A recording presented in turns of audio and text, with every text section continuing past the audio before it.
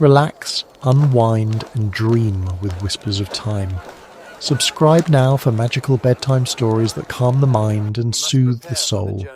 The wind that night tasted of iron and old stories.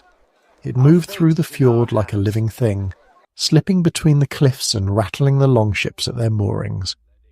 Ice had already begun to braid itself along the edges of the water, thin white teeth that tipped and scraped with every sway of the tide. Lantern light burned low in the houses, making the snow-glazed timbers look like the ribs of sleeping beasts. Within those walls, hearth fires smoked and soft voices knotted in worry and song. Outside, the world was a great, patient silence waiting to unroll itself like a map. Eric Thorson stood with his hands in his fur, watching the black throat of the sea. The pier creaked under him. Frost made the ropes stiff. He could smell the copper tang of blood on the air, not from any wound, but from the sea itself, the way it takes and keeps men and stories. The moon was a pale coin above the low ledge of mountains. Stars pricked the sky with cold certainty. His father's longship had left 3 months before, with the promise of open water and new coasts. They had sailed under a horn of good weather and a windful of songs. Then word came in postings. A line on a trader's mouth, a whisper caught between the smoke of taverns, the bare truth sent in the hands of a runner. Bjorn Thorson's ship had not returned. Men had searched the usual bays. Nothing. No ship. No driftwood with carved runes.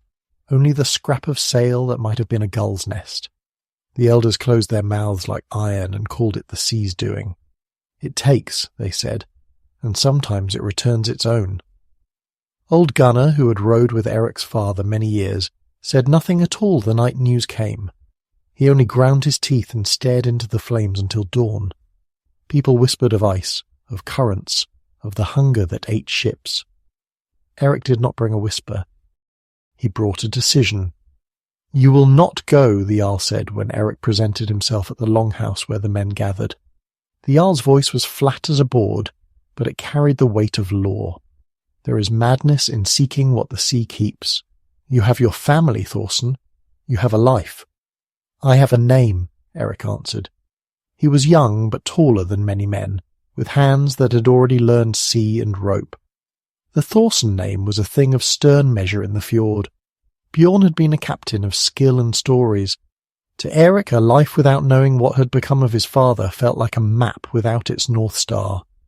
Friedis of the ash smoke, who tended the healing herbs and had a voice like cracked glass, looked at him with eyes that held more than one season. "You would chase ghosts into the teeth of winter," she said. "You are not a child." "No." Eric felt the old stubbornness rise Bjorn's son in more than blood. "I am not." The village did not lift its voice to stop him. There were hands that gripped his shoulder, and there were hands that slid away. Children peered under their mothers' cloaks. A few of the older men muttered about curses and omens. Yet when the sun bled into the pale day, there were 7 who came forward and made their pact under the smoke of Gunnar's hearth. They were not all friends. Some were men with debts to pay and reputations to cleanse. Some were sons who owed a father. One was Håkon, a big-shouldered seafarer whose mouth had a taste for danger and trouble. They came because Eric asked, and because the sea had a way of summoning those who could not stand to be left behind by stories. "We go north," Eric said, and his voice did not waver. "Past the line of known coast, beyond the last traders, into the fog, and beyond it. We search for Bjorn Thorson, and we follow any trail the sea left. If there is danger, we meet it. If there is fortune, we return with it. But we will not return without answers." Gunnar said little, but when he nodded, the longhouse shuddered with a small private acceptance. He was the one who knew the currents, the one who could read the ice like a heel scribe reads a rune. He was older than all of them, save the stones, hands balled into the end of his oar. "You go in the season of death," he said. "Cold is not only wind, it is thought. It can cloud a man's mind. It will try to make you listen to what is not true." "It will not take our will," Eric answered. Gunnar's eyes were a ledger of weather and years. "Then you must bring more than will. You must bring the things that keep men warm when everything else is frozen.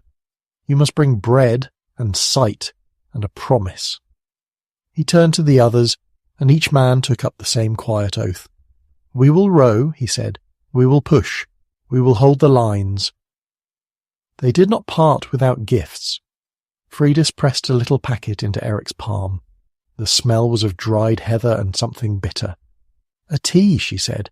"It will keep you steady in the mind. And this," her hands moved to a cord around her neck, "a charm against illusions. Cracked glass from a shepherd's bowl. It holds a memory of sunlight." Eric smiled because Fridis's gifts had always been plain yet sharp like her hands. Hakon spat on the ground. "Sunlight in a bead," he said. "We bring the real swords and rope and men who do not fear breaking their backs." Their longship was a lean thing, carved with a shallow dragon along its stem. It was named Vetterfang Winter's Grasp, and the wood smelled of tar and spruce. The men set the sail of patched canvas and trimmed the oars. Mothers stood at the edge of the pier and wrapped hands around each other's shoulders, because telling a son goodbye was the same as letting a net sink into the sea and not knowing what it would pull out. When they pushed off, the whole village exhaled. The ship rocked against an answering breath of the fjord. Eric stood at the prow, the wind a knife across his face. He felt a strange, lace-like terror. This was not merely the excitement of a quest. It was the lurchily intimate sensation of walking into a dream you had once slept through and wished to remember. The first days out were merciful. The sea gave them a mercy of grey skies and small waves. They called upon the old measure song in the row, salt in their mouths, hands raw and full of work. Eric watched his men. Leif, a quick-handed oarsman whose laugh came like the pop of a seal. Sigvard, who could carve a rudder with nothing but a crooked knife. Hakon, bronze and brimming with small cruelties. Bjorn Halfdan, who had once been a jarl's retainer and settled for the simplicity of bread and work. Thora, a woman with both courage and a scar across her cheek, who rode as if the sea were no stranger. And Gunnar, wending between orders and the tug of memory. They worked to a rhythm that was older than their words. The sun ate at the day and then closed, auroras whispering at night like prophets who had drunk too much.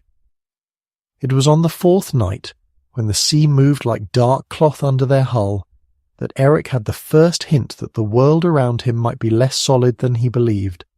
He had gone above deck after the last watches, his cloak a sodden, salt-stiff thing. The stars were an indifferent coin above, and the northern lights made green and violet veins across the black.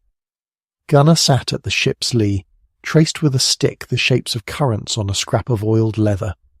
Hakon and Leif had passed the last of the night meal, tossing bones and making small jokes to wile the cold. "I dreamt of my father," Leif said suddenly, tossing a bit of jerky toward the dog that followed them out of habit and stubbornness. He smoked a pipe and cursed the wind. "Men dream what they must," Gunnar said. His voice did not bother to be kind. "But remember, dreams are not always our own," Hakon snorted. "Some men dream of gold, others dream of women. Prefer the first." He winked at Thora, who only gave him a look like a fish refusing bait. Eric kept silent for a moment, his gaze on the horizon. "Did he appear?" he asked Leif. Leif shrugged. He stood at the edge where the ice grinds. He looked small. The words made a small bell inside Eric. Small means everything out here. Small can be a rope or a nail. Did he say anything? "No," Leif said. "Only looked." That night, as Eric wrapped himself in skins, the aurora moved like a slow hand above, and in the nether place between sleep and wake he saw it. A man with Bjorn's face, but not Bjorn's manner. The man was made of frost, his beard thin as snow, eyes like chips of flint. He stood on a shore where the sea did not move and reached toward Eric. He did not speak. A cold voice filled the sail, saying, not with words, but with the pressure of a storm, that the north had its bargains. Eric woke with hands tight in fists. The dream left a taste in his mouth like coins, and under his fingernails the scent of salt. He wanted to tell Gunnar, but the old man already knew. He always did. "Dreams are half doors," Gunnar said. "They can be opened and closed. But do not confuse them with the map," they pressed on. days shortened. The sea sullenly gifted them fogs that rose like breathing animals. Ice gathered in the channels, thin as glass at first, then jagged as teeth. The Vetvang sang as it moved, a low wood and iron note that made the men's nerves hum. Food dwindled at a slow, criminal pace. Men turned over their rations as if they were scripture. It was the 6th week when they reached the edge of what old traders called the Grey Line, a place where the sea and the sky conspired to blur the world. Charts stopped and become riddles. Past the line, they said, the water played different songs. That evening the fog poured low, and the ship creaked in voices for the first time that could not be blamed on keel or wind. The Vetvang moved into a mat of filmy mist that seemed to hang on the water like a net. Sound tightened. The men worked by touch and by the small faith that comes from a long practice. You cast off a rope. You haul the oars. You keep your mouth shut. Keep your head. From out of the grey a shape emerged. Not a whale, not a rock. A silhouette like a second ship cut from black glass, half dismantled and floating like a dead beetle. Ropes hung in strange knots. Sails had been torn away as if by a giant's hand. The hull bore runes, scorched and wet with frost. There were bodies, but not in the easy way of death by sword. These bodies were pale and rigid and scattered like brittle flowers. Gunnar set his jaw. "We do not touch it at once," he said. "There are things the water keeps in its nets." Hakan spat into the mist. "There will be salvage." They moved slowly because the sea that keeps a thing is also subject to small mercies. Eric felt the ship cry as his own longship scraped near the other hull. A wind pushed the mist aside like curtains. For a moment the faces of the frozen dead were clear, mouths open in surprise or laughter, eyes frosted closed, hair braided and studded with sea growth. Some held on to objects' knives, a child's toy, a wooden rune. Among the debris, Eric saw a small standard, a bit of sail with an embroidered Bjorn's mark and eagle, now ragged. He reached for it and his hand trembled. Gunnar kept a steadying hand at his elbow. "If it is what you think," Gunnar said, "then the sea keeps its own logic. It gives and it takes with meaning different from ours." Hakan grinned like someone who finds a blade in a poor man's chest.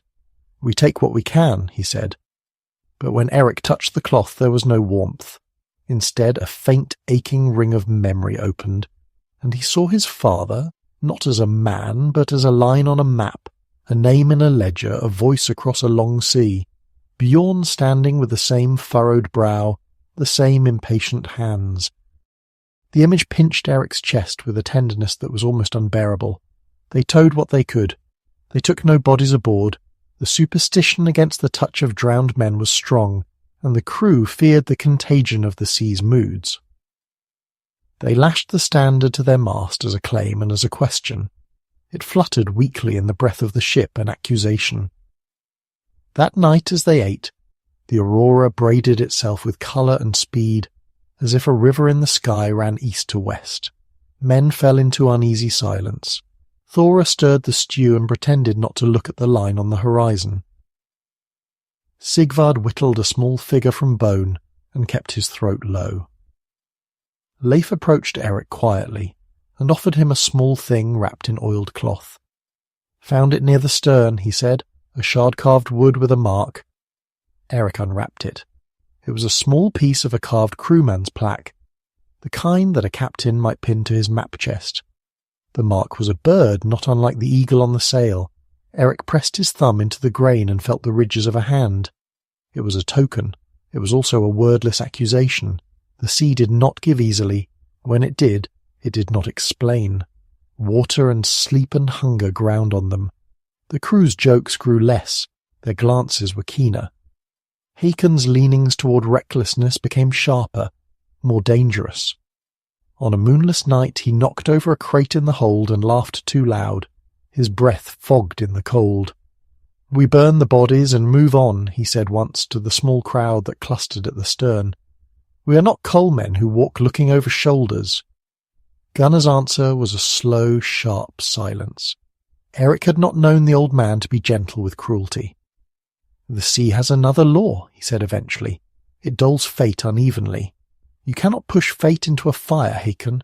Fate has hands that are colder than flame. A soft thing happened on the third morning after the wreck. The fog lifted like a curtain, and the sea lay open before them. Not water, but a place where the world had been stretched thin and smoothed. There was a distant shore to the north, though it should not have been there. No chart marked it. No trader's tale named it. On that shore stood a single tree, like a black hand raising itself up through the snow. Around the tree the land smouldered with a frost that made the air sing. It was a seemingly simple sight, yet it struck the men silent. The tree was not green, but carved from a substance that reflected the aurora's light. Eric felt his chest tighten. "There," he said, pointing. Gunnar's face darkened as if carved by a weather. "A sign," he said, "or a trick?" Leif chewed at his lip. "I thought the poles said only ice." The shore was not near, but they set a course toward it, because men set courses when they believe their hearts, and because the sight of a tree in a world of ice was more potent than any hunger. As they drew closer, the air tasted like thin glass. The sea grew quiet as if it were listening. On the beach they saw things half buried in snow-colossal bones of beasts none of them had names for, a ring of stones half worn smooth by an ancient tide, and tracks that indicated life had been here recently. Not human larger prints, like paws or an animal with many feet. They beached the Vetrafang under the watch of the Aurora. The men disembarked, boots cutting into the frost and sending small puffs of steam into the air. The tree stood on an outcrop, and above it a sky that had become something else entirely. The aurora had thickened into bands that quivered with a sound he could feel more than hear. Freydis's charm around Eric's neck had grown warm. They moved toward the tree. Its bark was riddled with runes, some cut long ago, others bright as if someone had carved them that night. The runes hummed with a low heat. Eric ran a finger along them and felt a needle of cold pain run through him like a warning.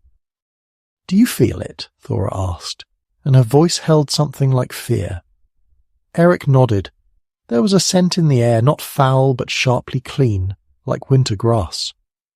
The island breathed in a pattern that suggested sleep, but its sleep was not dead. It was watchful. Gunnar knelt and traced the soil. "This place has been marked," he said. "A long time ago." There came then a soft sound like the turning of a page, and from the tree a small scrap of bark loosened and fell at Eric's feet. It unrolled like a scroll, and there, written in ink black as midnight, was a short line. "The North keeps its bargains. Bring what you wish to lose." Eric swallowed. The message felt like a stone slid into his gut. He had come to bring back his father, but what was returned might be a thing changed. Bargains demanded payment. He looked at his men, at Hakon, whose jaw had tightened into a scowl, at Leif, who had gone pale, at Thora, who tightened her grip on her spear, and for the first time he felt the full measure of what he had asked of them. A wind rose, and the aurora flamed like a wound in the sky. From the drift of the tree's shadow came a faint comparative movement, a white shape like a shadow of something long-haired and tall. The men stiffened. Gunnar reached toward the air as if gripping a rope he could not see. "Back to the ship," he said quietly. "We have what we came for. We leave." But Eric's feet would not move. The scrap lay at his boot like a talisman. Something in him, hunger, or love, or the stubborn need to know, pushed him forward. He could not say whether he walked by choice or by the tug of something older than will. He moved toward the tree, and the wind answered in a low voice, like a man coughing up a story. In the crook of a branch there seemed to be a figure wrapped in white, the shape of a person but not quite. The figure turned its head, and for one pulse of time the men saw a face, Bjorn Thorson's face, but younger and older at the same time, like a coin seen in different hands. The eyes were not eyes of the flesh, but cold lights. Eric took a step closer. Gunnar grabbed his arm, and his fingers were like iron. "Not yet," he said. "Not yet." The figure in the tree unclenched whatever it held, and something small and bright plummeted into the snow. A child's bell or a charm. It was the simplest parcel of life. Eric bent and picked it up. It jingled false, small and sorrowful. When he looked again, the figure had gone. Only the wind remained, crawling along the beach like a slow animal. They returned to the Vetrafang with the bell in Eric's hand. It was not much. Yet when he pressed it, he felt the pressure of a promise. It did not sing. It only gave the impression of having been used for prayer. That night, under the aurora that pulsed like a living wound, the men slept with weapons close and dreams full. Eric stayed on deck and kept watch, the wind a running thing around his ears. He thought of the scrap bring what you wish to lose, and he tried to measure what he might be willing to trade to bring a man back from the sea's keeping. He thought of his father's hands, strong, impatient, always moving to do what had to be done. He thought of stories Bjorn had told him as a child of coasts with fish-like silver blades, of nights when whales sang under the keel. In those stories Eric had learned the map of his fate. As the first glimmer of dawn bled grey at the edge of the world, something changed. The sea, which had until then been a great patient thing, surged with a faint, sudden hunger. A sound came from beneath the waves, a low, sustained note that vibrated through bone. The aurora flared and then dimmed, as if someone had exhaled. The men woke and drew their cloaks like shells around themselves. From the fog ahead there came a dark, keening chorus, like 1,000 birds in slow motion. The Vetrafang rolled deep, deep enough that bowls clattered. Men grabbed ropes and braced. For a moment, Eric thought the sea had come to take them. Then a shadow rose on the horizon, massive and black, moving toward them with the slow, terrible grace of something ancient. It was the shape of a ship, but not of any design they knew. Its hull seemed to drink light. Its sail was a blackened membrane that tore the air with an unnatural howl. Figures clung to its rails, not men as they understood men, but silhouettes that bend in the wrong places. They were wrapped in skins that were the colour of old frost. At its prow hung a carved thing shaped like a head, but when they drew closer, Eric realized it was a human face caught in Wood-Eye's empty, mouth open. Gunnar cursed softly. The runes on the unknown ship glowed faintly in the dawn. The men tightened into knots of fear and calculation. The other ship did not hail them with words. Instead, a bell tolled all across the unknown vessel. There rang a thin, horrible bell, as if someone were striking a memory. The sound vibrated in Eric's chest like a hand pressing down. Suddenly, with a speed that made the Vetrafang lurch, they were close. A voice, not spoken but felt, washed over Eric. It said, in the place where sound meets the marrow, that those who followed too far into the white would be asked a question. Are you willing to give what you value most across the line? It gave no time for an answer. The unknown ship swept by, leaving a gust that smelled of salt and rust and old prayers. Eric looked at his crew. Their faces were pale as fish. The bell in his hand seemed to warm and to chill and then go still. He put it to his mouth in a foolish gesture, as if to test whether it might hum a note of meaning. Only silence answered. The ship that had passed was gone, as if the sea had swallowed the night whole. The fog closed in. The men worked their measure-oars, sail, rope. They moved with practised economy, because the sea would not wait for young longing. Later, when Gunnar sat him down and spoke as only an old mariner can, he did not supply omens or fantasies. He told a history in small economical sentences. There are places north where the sea keeps bargains, Gunnar said. Not all are wicked. Some bring discovery. Some eat men and keep their names as talismans.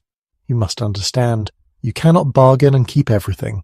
You cannot ask for rescue and expect the same man to come back unchanged.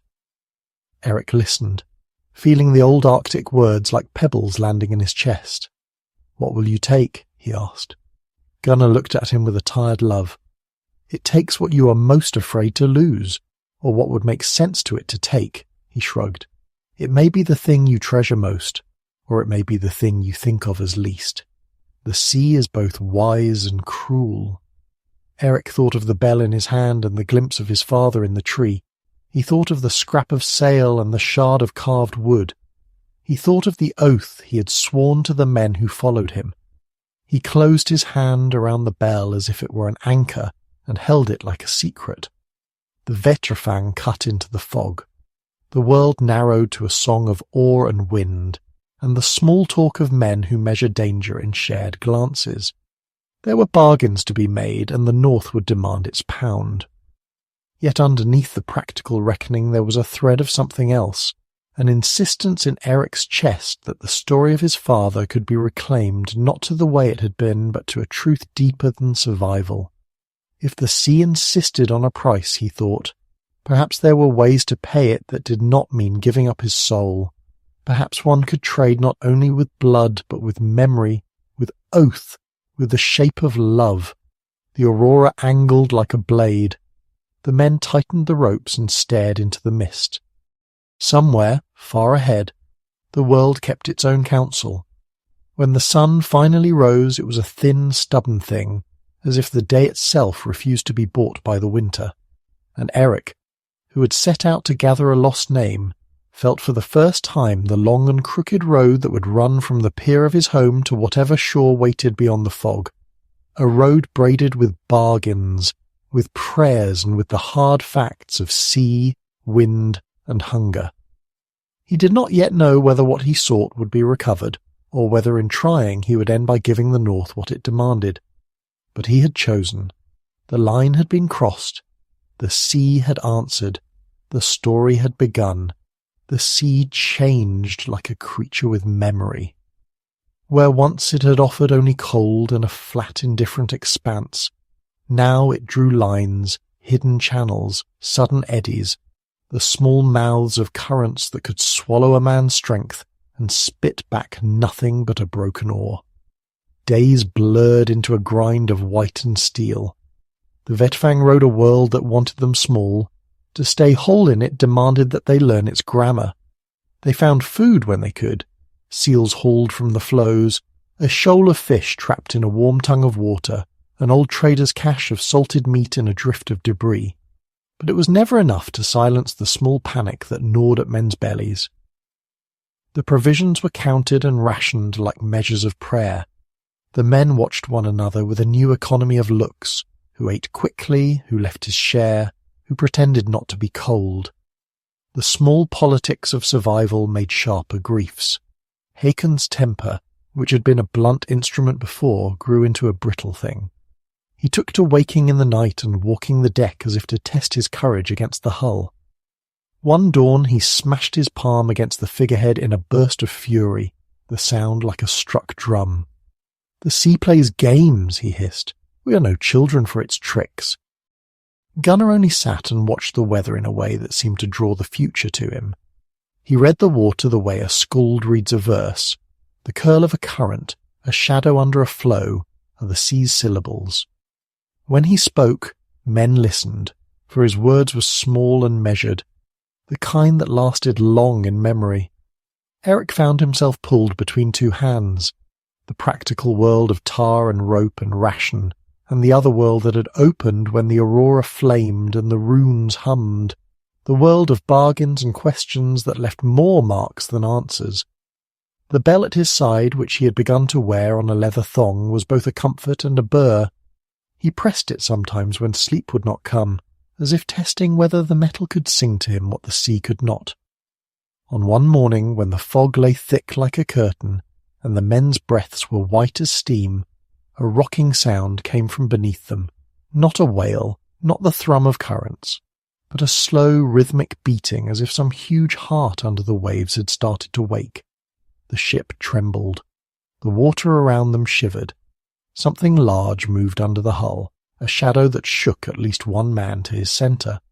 "Keep your course," Gunnar said, but his voice had the tremor of someone who has seen how seas can change a man.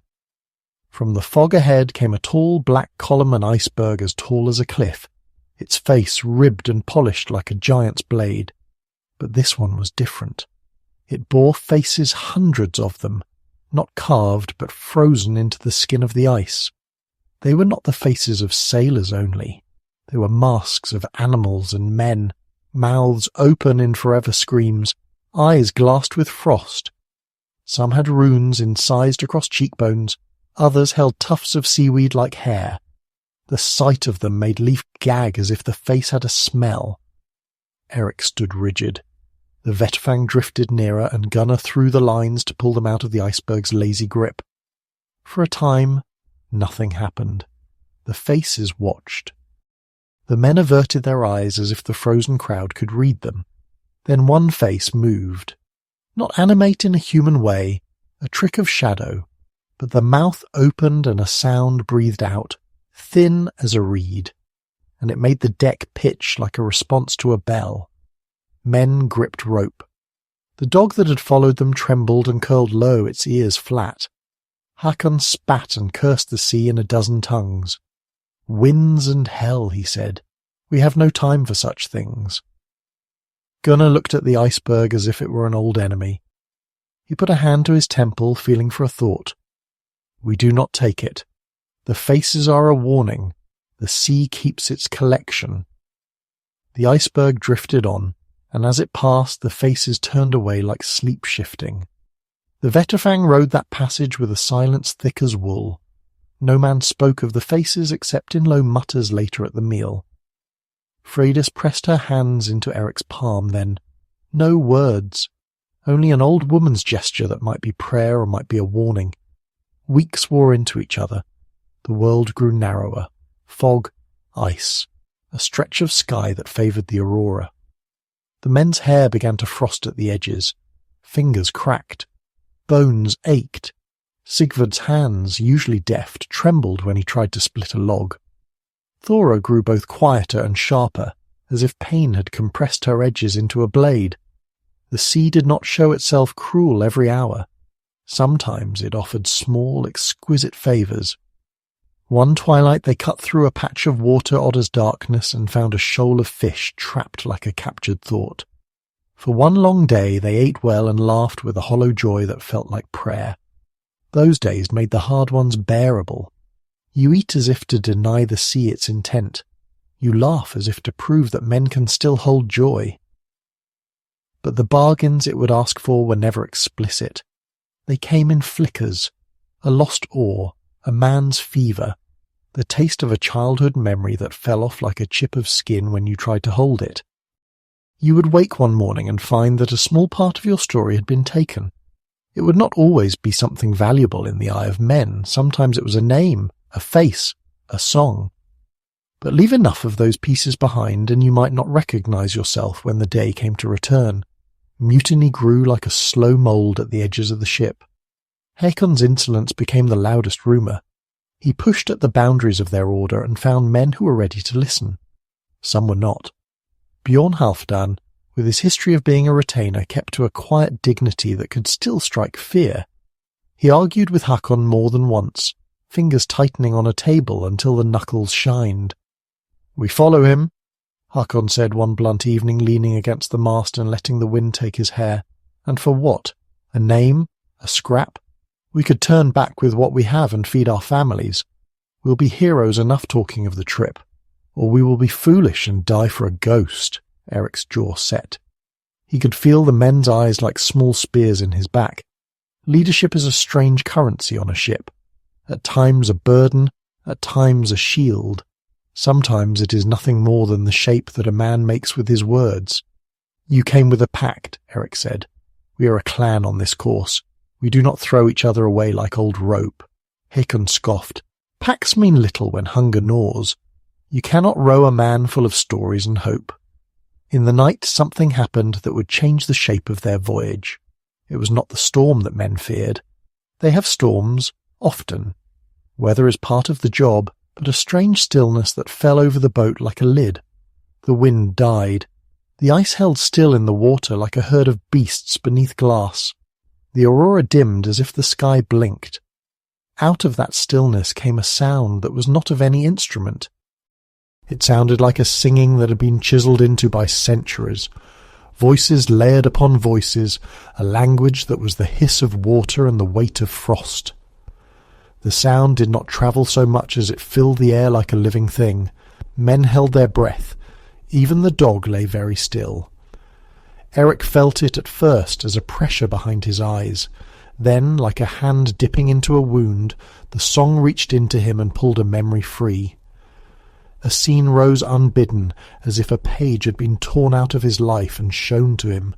Himself as a boy running along the cliffside with Bjorn, the old captain laughing as he taught Eric how to tie a quick knot.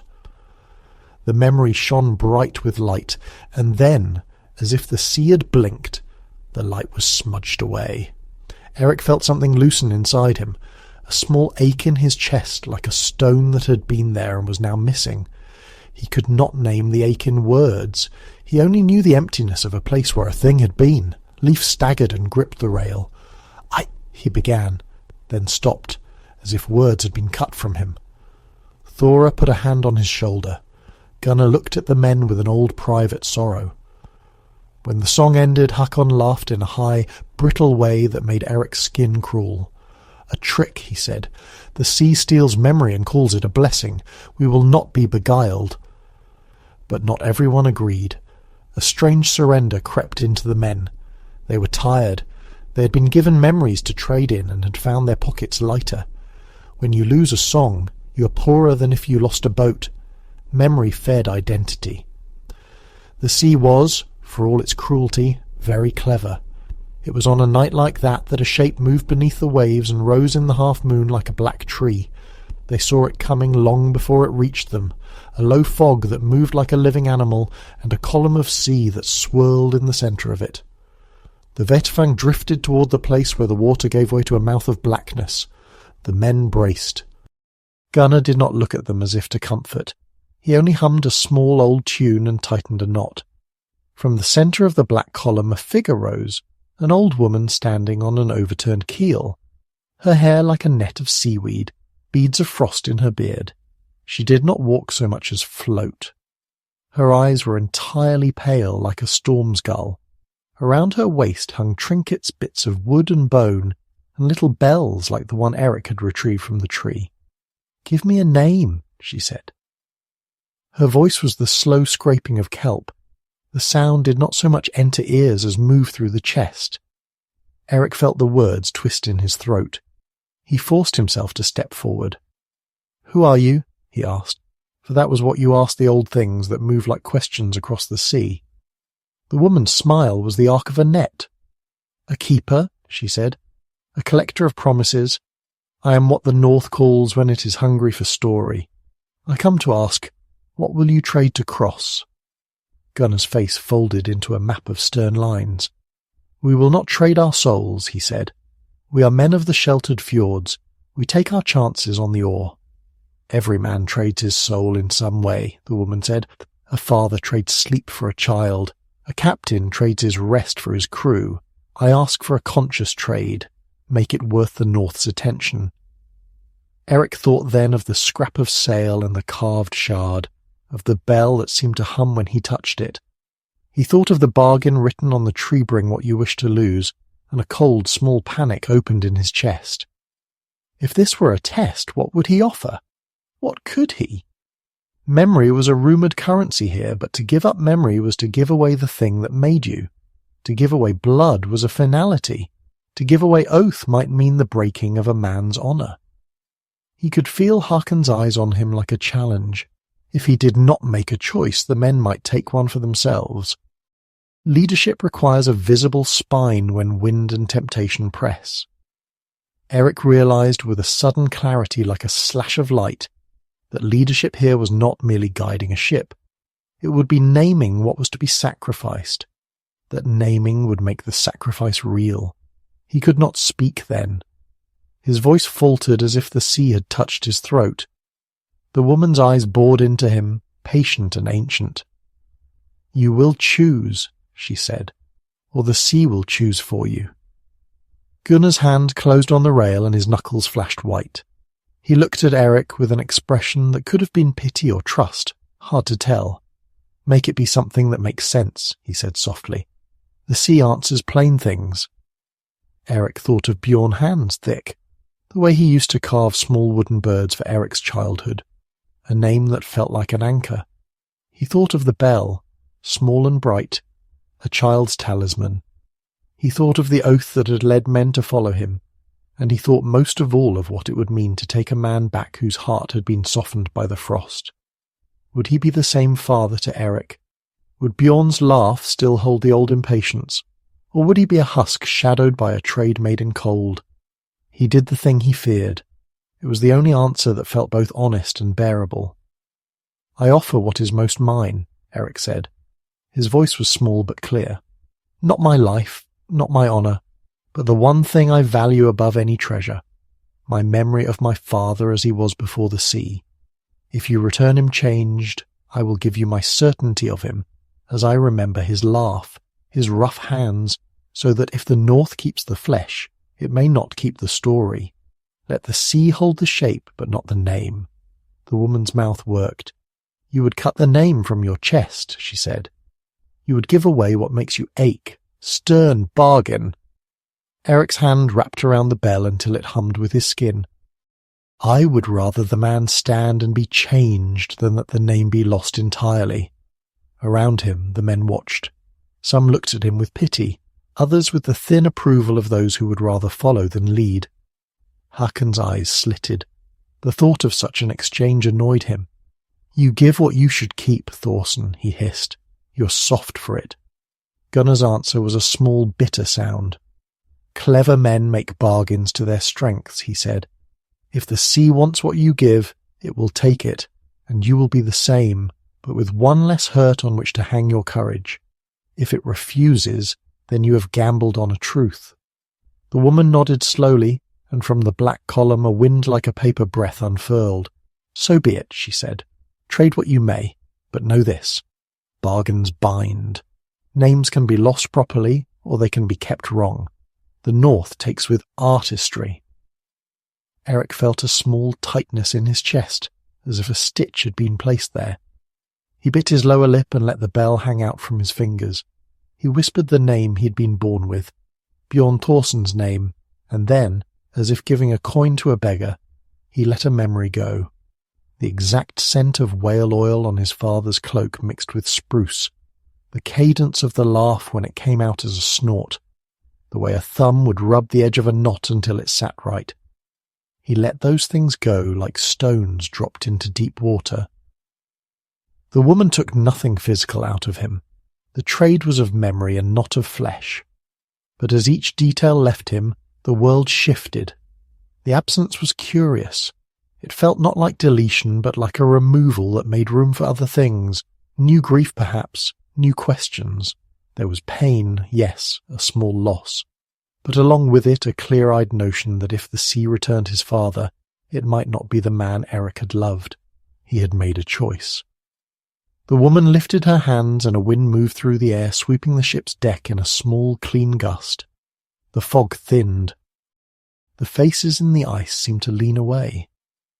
The woman smiled with a sadness that was its own weather and drifted back into the column of sea.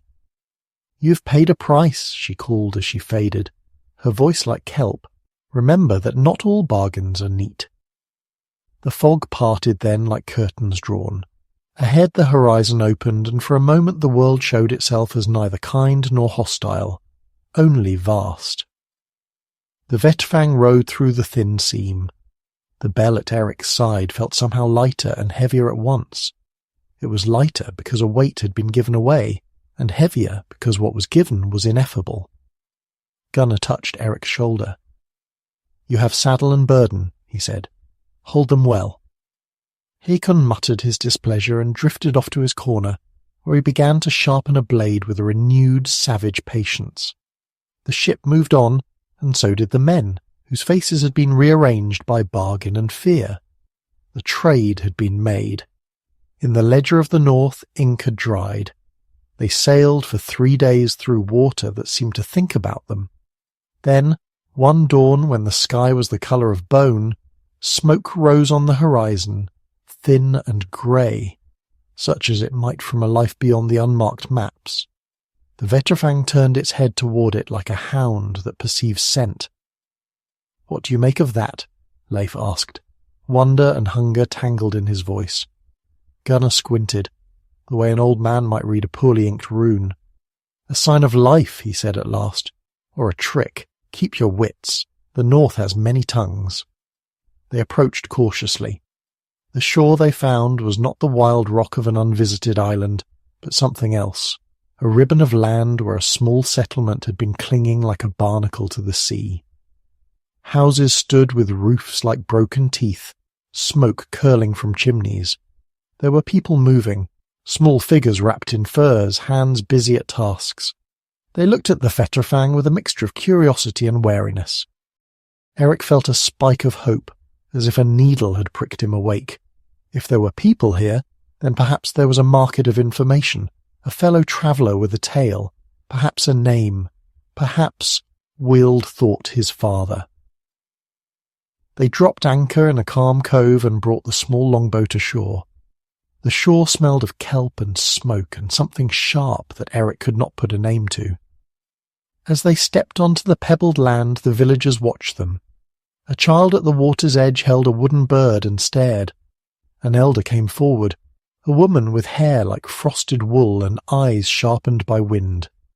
"You are far from home," she said in a language that had the same bones as Eric's, but different as if shaped by another tongue. "Why come you here?" Eric lifted his chin. "We seek a man," he said. "Bjorn Thorsen, a captain. Do you know of him?" The woman studied him with an expression that seemed to weigh his heart against a millstone. She glanced at his men and at the bell that hung at his chest. Finally, very slowly, she nodded. "There has been a ship. Some things wash ashore. Names pass. Sit." They were led into a longhouse warmed by a fire that smelled like peat and old stories. People gathered, hunters, fishers, a child who could not take his eyes off the bell. The woman, whose name turned out to be Inga, stood and told them what she knew, and in her voice there was the kind of truth that is simple and sharp. "A long ship passed months past," she said. "It fought the ice and vanished into mist. Some men came ashore, strange at first. They could not look at the sun. They called no names. Then they went inland. Some returned changed. One came back with a piece of wood he swore was the keel of a great ship. Another returned but kept his mouth shut and did not look at his child. The sea is not a thing to be bargained with lightly, traveller. You have crossed a line." Eric's breath caught. "Have any seen a man called Bjorn?" Inga's eyes deepened into a well. "One who might be called by a dozen names has walked here. He passed through with frost in him. He spoke strangely. Some say he listens to the wind. Others say he speaks only of places where the ice is like a wall. He was seen among the gulls one morning, then gone." Eric felt the air go thin. It was both an answer and not. If Bjorn had been seen, then perhaps the North had not kept him holy.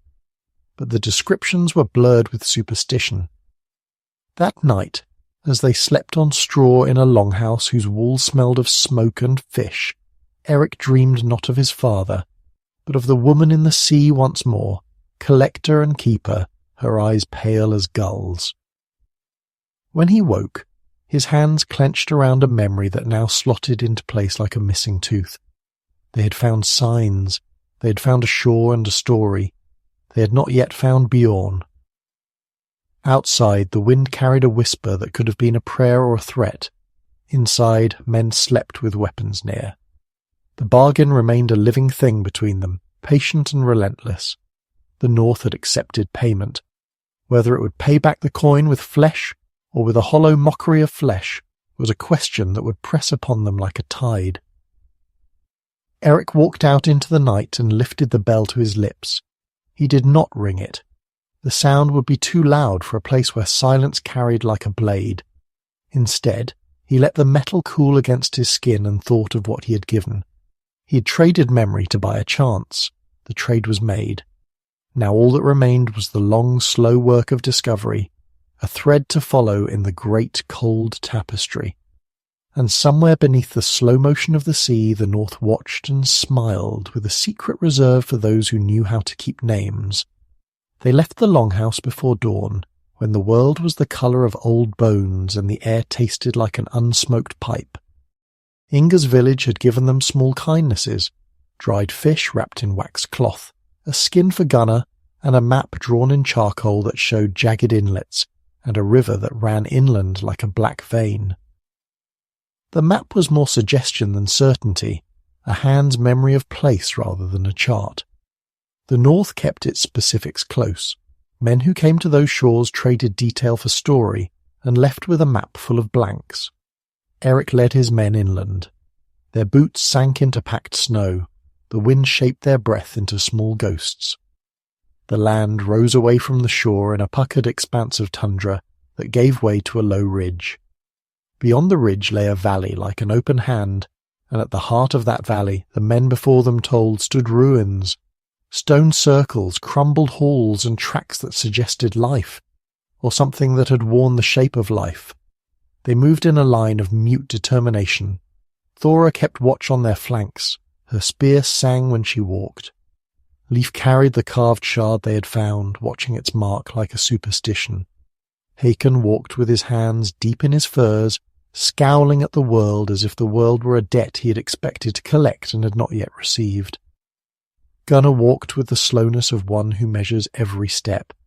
He scraped at the ground with a stick, reading the soil like a page. "This place remembers footfalls," he said once. "Not all of them human." The first signs of other presence were small, half-buried bones smoothed by long weather, a hoof-print as wide as a man's palm, the suggestion of a path where the snow had been worn down. Then, as they crested the ridge, the valley opened to them and their breath caught. Before them sprawled a range of ruined stonework, a village perhaps, or the remains of a fort.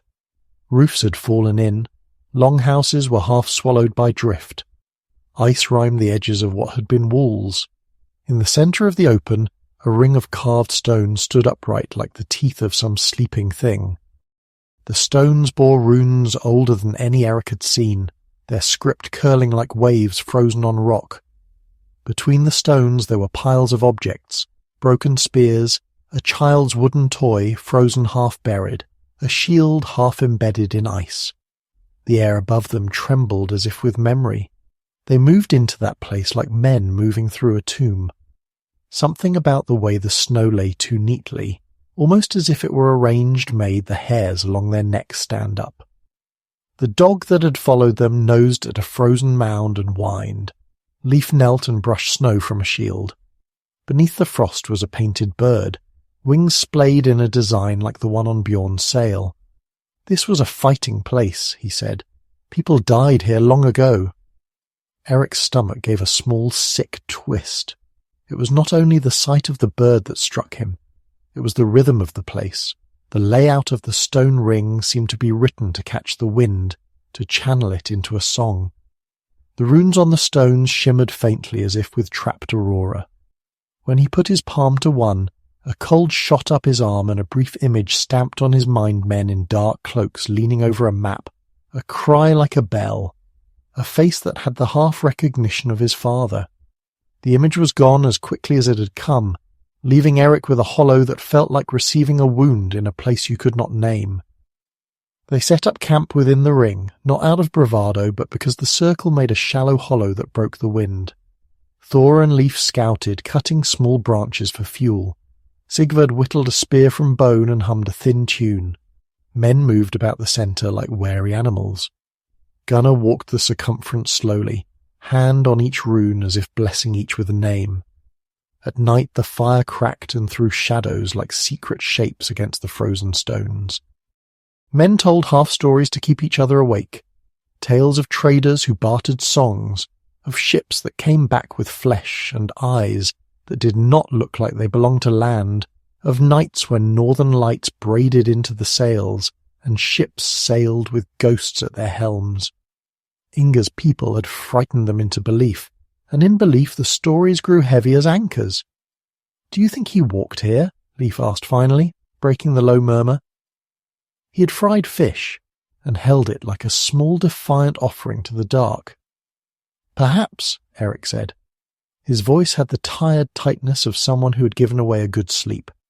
"But the North moves names like flotsam. A man can walk, and a name can drift away." Hakon spat again, a thin and habitual defiance. We followed ghosts and found stones. What good are runes and circles when a man is cold and hungry?" "You asked to follow me," Eric said, not bitter, only blunt. "You came because the sea called." Hakon's reply was a laugh that did not reach his eyes. "Aye, I came for more than that, Thorson. I came for glory, if glory exists here. If not, I will carve my own."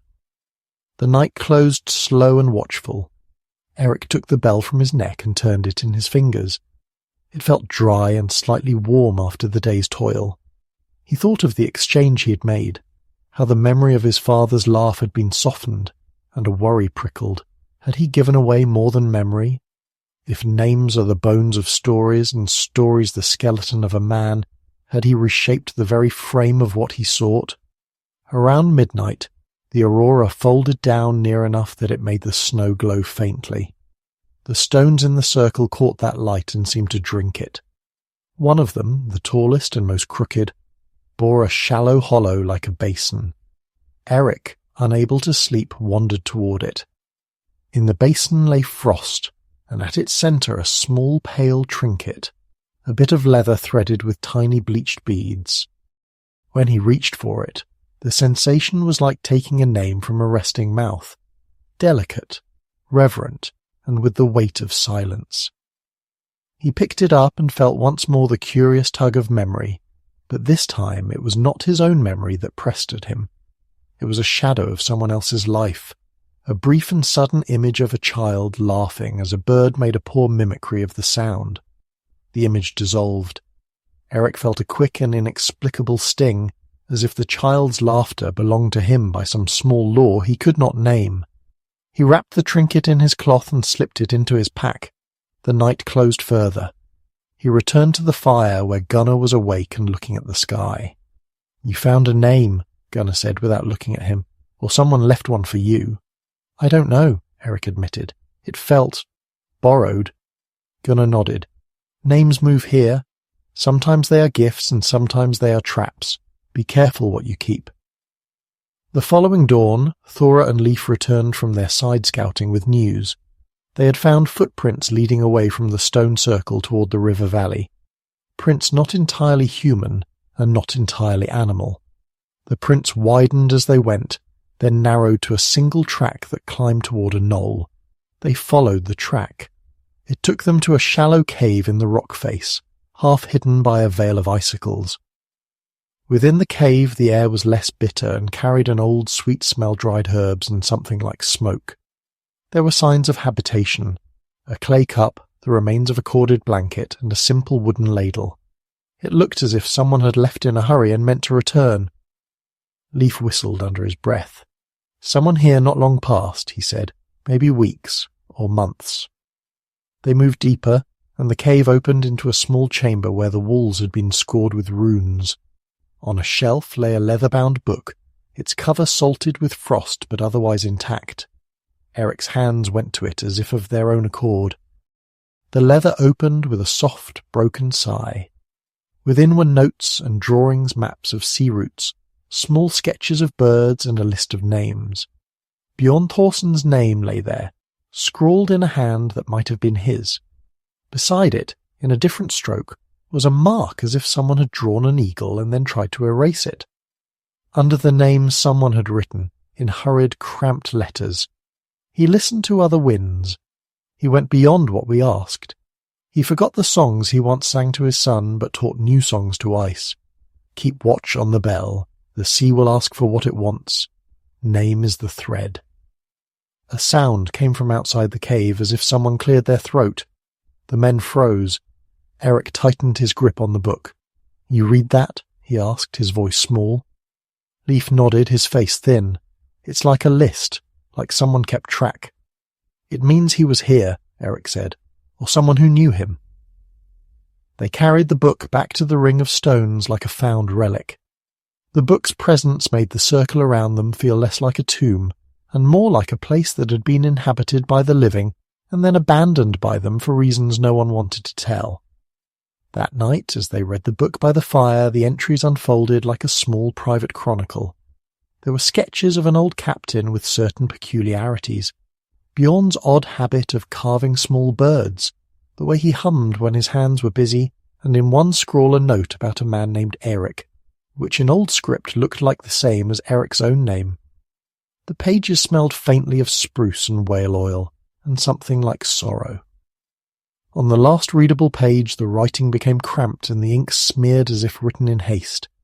The sentence read, "The sea shows kindness to those who speak its language. It taught me to listen. It taught me to trade names. It asked me for a bell and I gave it what it needed. If I return, I will be thin with listening. Beware the woman who wears froster's beads." Eric's hand tightened around the page until the paper crinkled.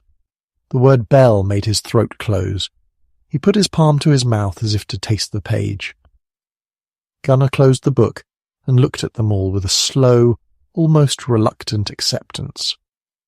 "We have a trail," he said. "Not a clear one, but one that hints. We move inland. We must be ready to find living men who have become strangers to themselves." Heacon snorted and spat into the snow. "We follow footprints into a cave, and suddenly we think we have solved the world.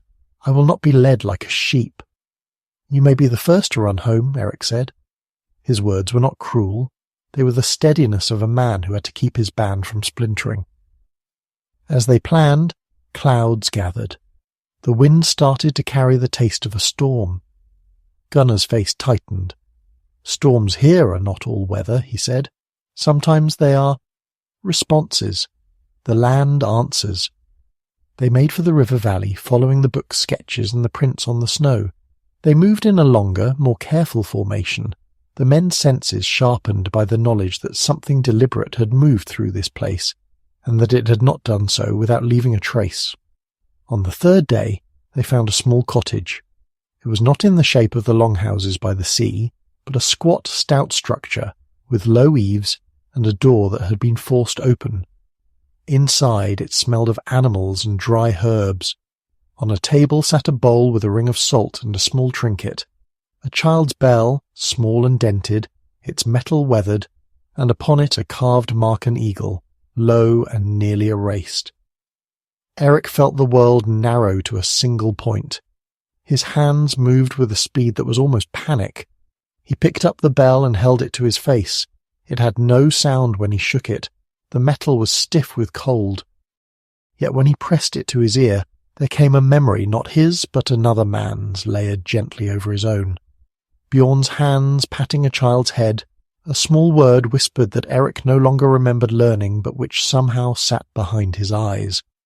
"Here," Leif whispered. He had found footprints leading inland from the cottage, downward to a path that the snow had almost devoured. Something in Eric, some seam or fracture within his hope gave way. He felt both closer and further than ever. If this bell had been here, then a thread existed between the life Bjorn had lived and the life the North had began to keep. They had found a clue. They had also found a binding. In that bell was the sense that Bjorn had been asked something and had given something in return. They followed the trail until the valley narrowed and the path plunged into a gully. There the footprints ended at a circle of blackened rock. Above the circle, carved shallowly into the rock, a rune glinted, the same as on the bell's faded emblem. The stone felt warm under Eric's palm, as if the earth itself exhaled. Gunnar crouched and traced the carving with a calloused finger. "It marks exchange," he said quietly, "a place of pact." Eric's heart beat fast enough that the sound surprised him. The North had led them to a place of bargaining.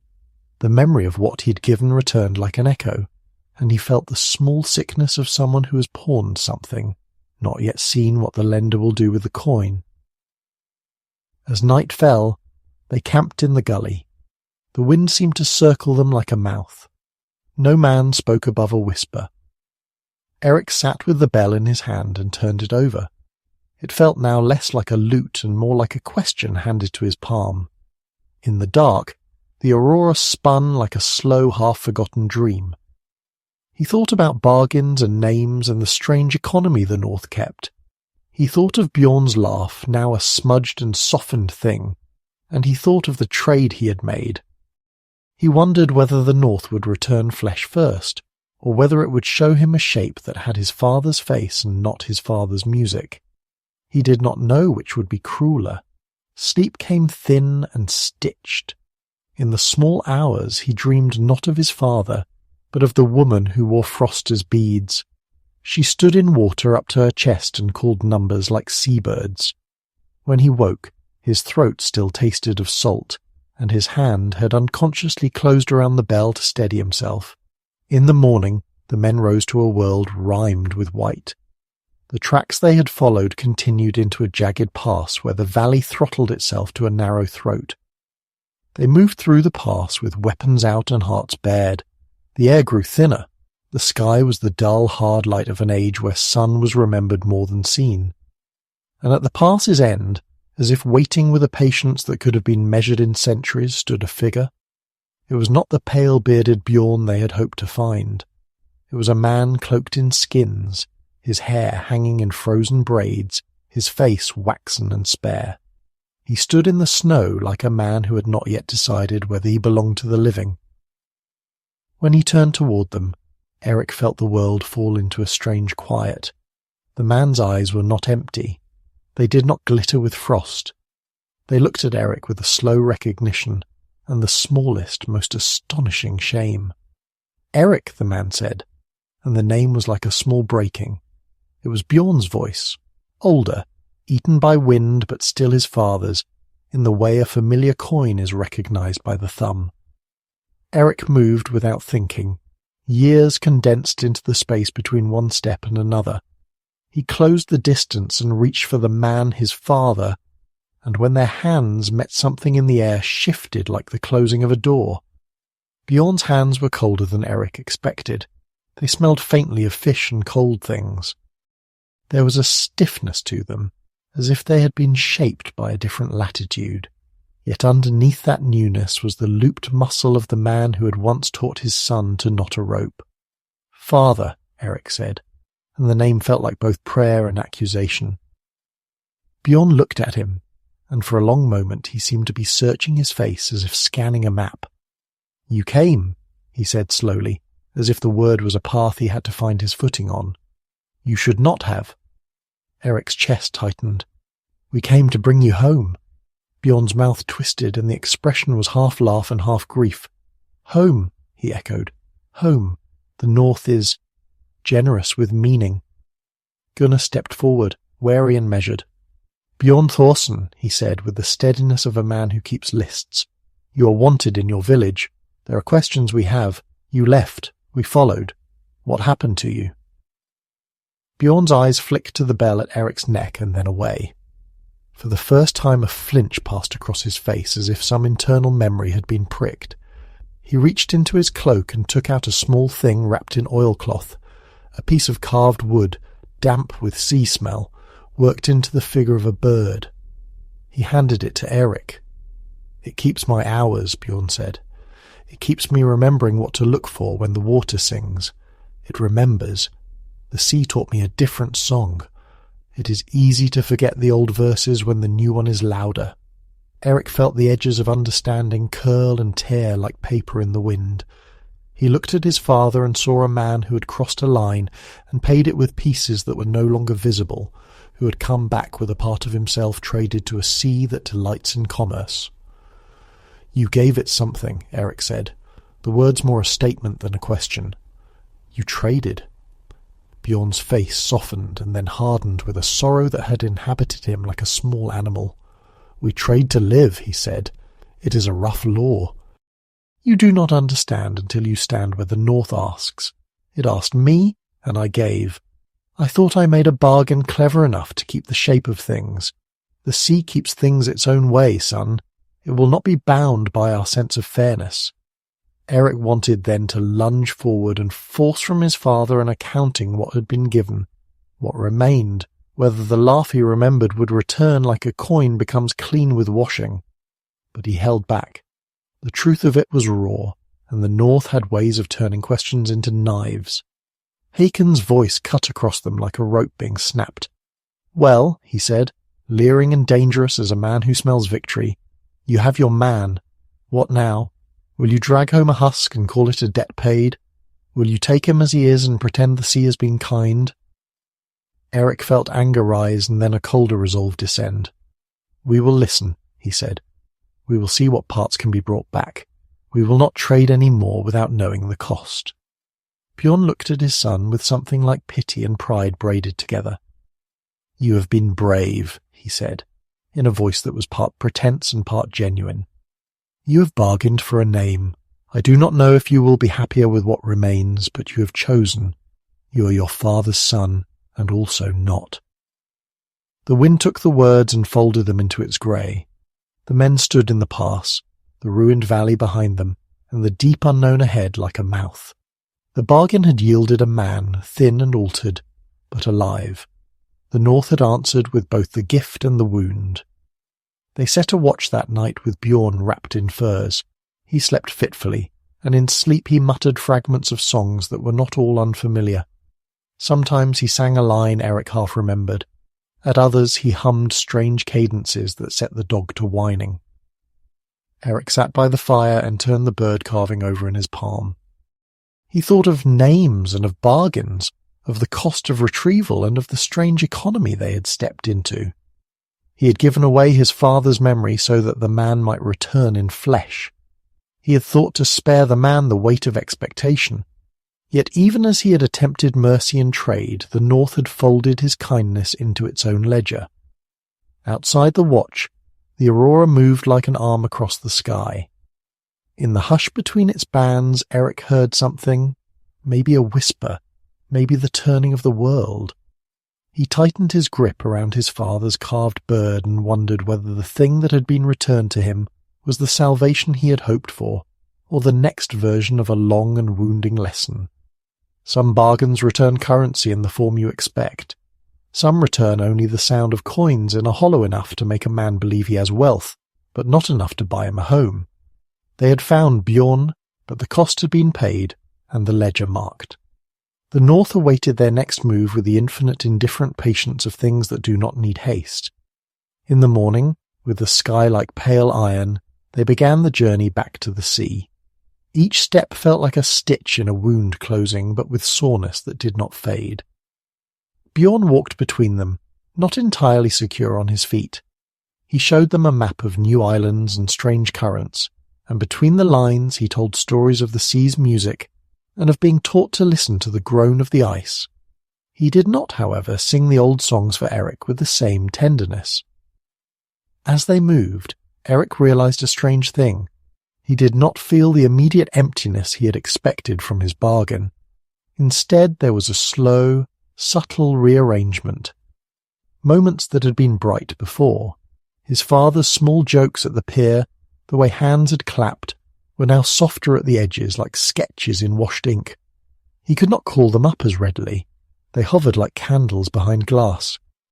He felt both a loss and a small, fierce hope that perhaps the man before him could be helped to reclaim not all, but some of what had been traded. Hakon trudged beside them in sullen silence, his plans of glory cooling in the thin air. Inga's village receded as a memory. The river they crossed shone black and quiet, and behind them, in the valley of stones, the runes waited like a judge who had seen many bargains and was not surprised by any. The Vetfang waited where they had left it, the sail slack but the mast proud. They loaded what little they had gained and set course back toward the sea. The aurora bent over them like a blessing or a warning. It was hard to tell which. As the ship pushed off, Eric looked back once at the ruined valley. He felt the pull of a name and the ache of its absence like someone standing at the edge of a well listening for their echo. He had brought his father back in flesh and found bravery in the man's hollow places. He had paid a price the North had asked for, and he would now have to live with the shape of that payment. The Vetterfang rode the water, and the men fell into the old labour and small companionships. Yet underneath the rhythm there was a new quiet thing, an awareness that bargains had been made and that the North would not let their deeds sit without consequence. The sea collects debts as patiently as it collects driftwood. For every name returned, a bill is stamped in a ledger only it can read. At night Eric would sit by his father's side and watch the man sleep. He would hum the half-remembered songs and hope that somehow, through patience and stories, what had been traded might be mended. He had not brought back all that he had wanted. He had brought back enough. The North had a way of testing men with answers that were both gift and cruelty. Now it was their turn to respond. Far off, where the horizon met the sky like a seam, the faint black shape of another ship rolled in the water, an unseen presence that might be a friend or might be the next line in the North's long account. The ocean is not merely an expanse but a ledger of stories, and each crossing marks new lines in its margins. Eric tightened his cloak and watched the wake disappear into white. The sea had given him a man he loved, changed and strange. It had taken from him a certain certainty. Whether they would return to the fjord whole or with more wounds yet to be counted was a question that would be answered in slow increments, by nights of watch, by the stories they told each other, by the small stubborn work of tending what remained human amidst the cold. They sailed on. The Aurora watched. The North listened. The Vetfang cut through the grey waves with the ease of a knife through cloth. The wind had shifted overnight, carrying a cold that smelled of snow and salt and the distant tang of pine from the inland ridges. Eric stood at the bow, the carved bird from his father clutched in one hand, and watched the horizon.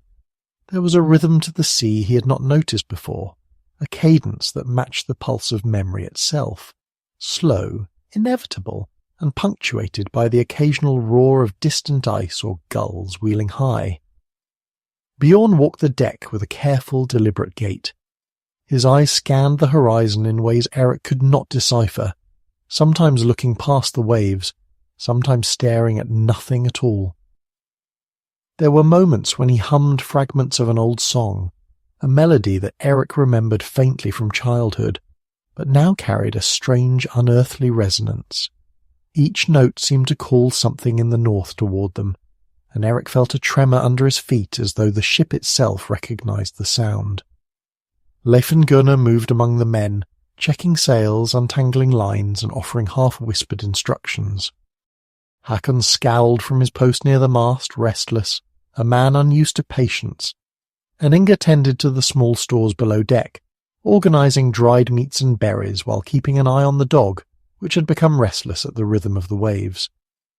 "Father," Eric said cautiously, breaking the silence that had grown thick between them, "the bell, it did not ring when I shook it, but I heard something when I pressed it to my ear. Is it meant to be silent until the right moment?" Bjorn paused, hands folded over the deck rail.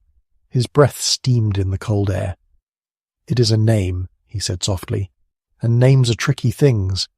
They do not obey like instruments or weapons. They listen, they answer, and they sometimes wait for you to be ready. The bell, it carries more than sound. It carries memory, and some memories are meant to be heard only when the wind is just so." Eric nodded, though he did not fully understand.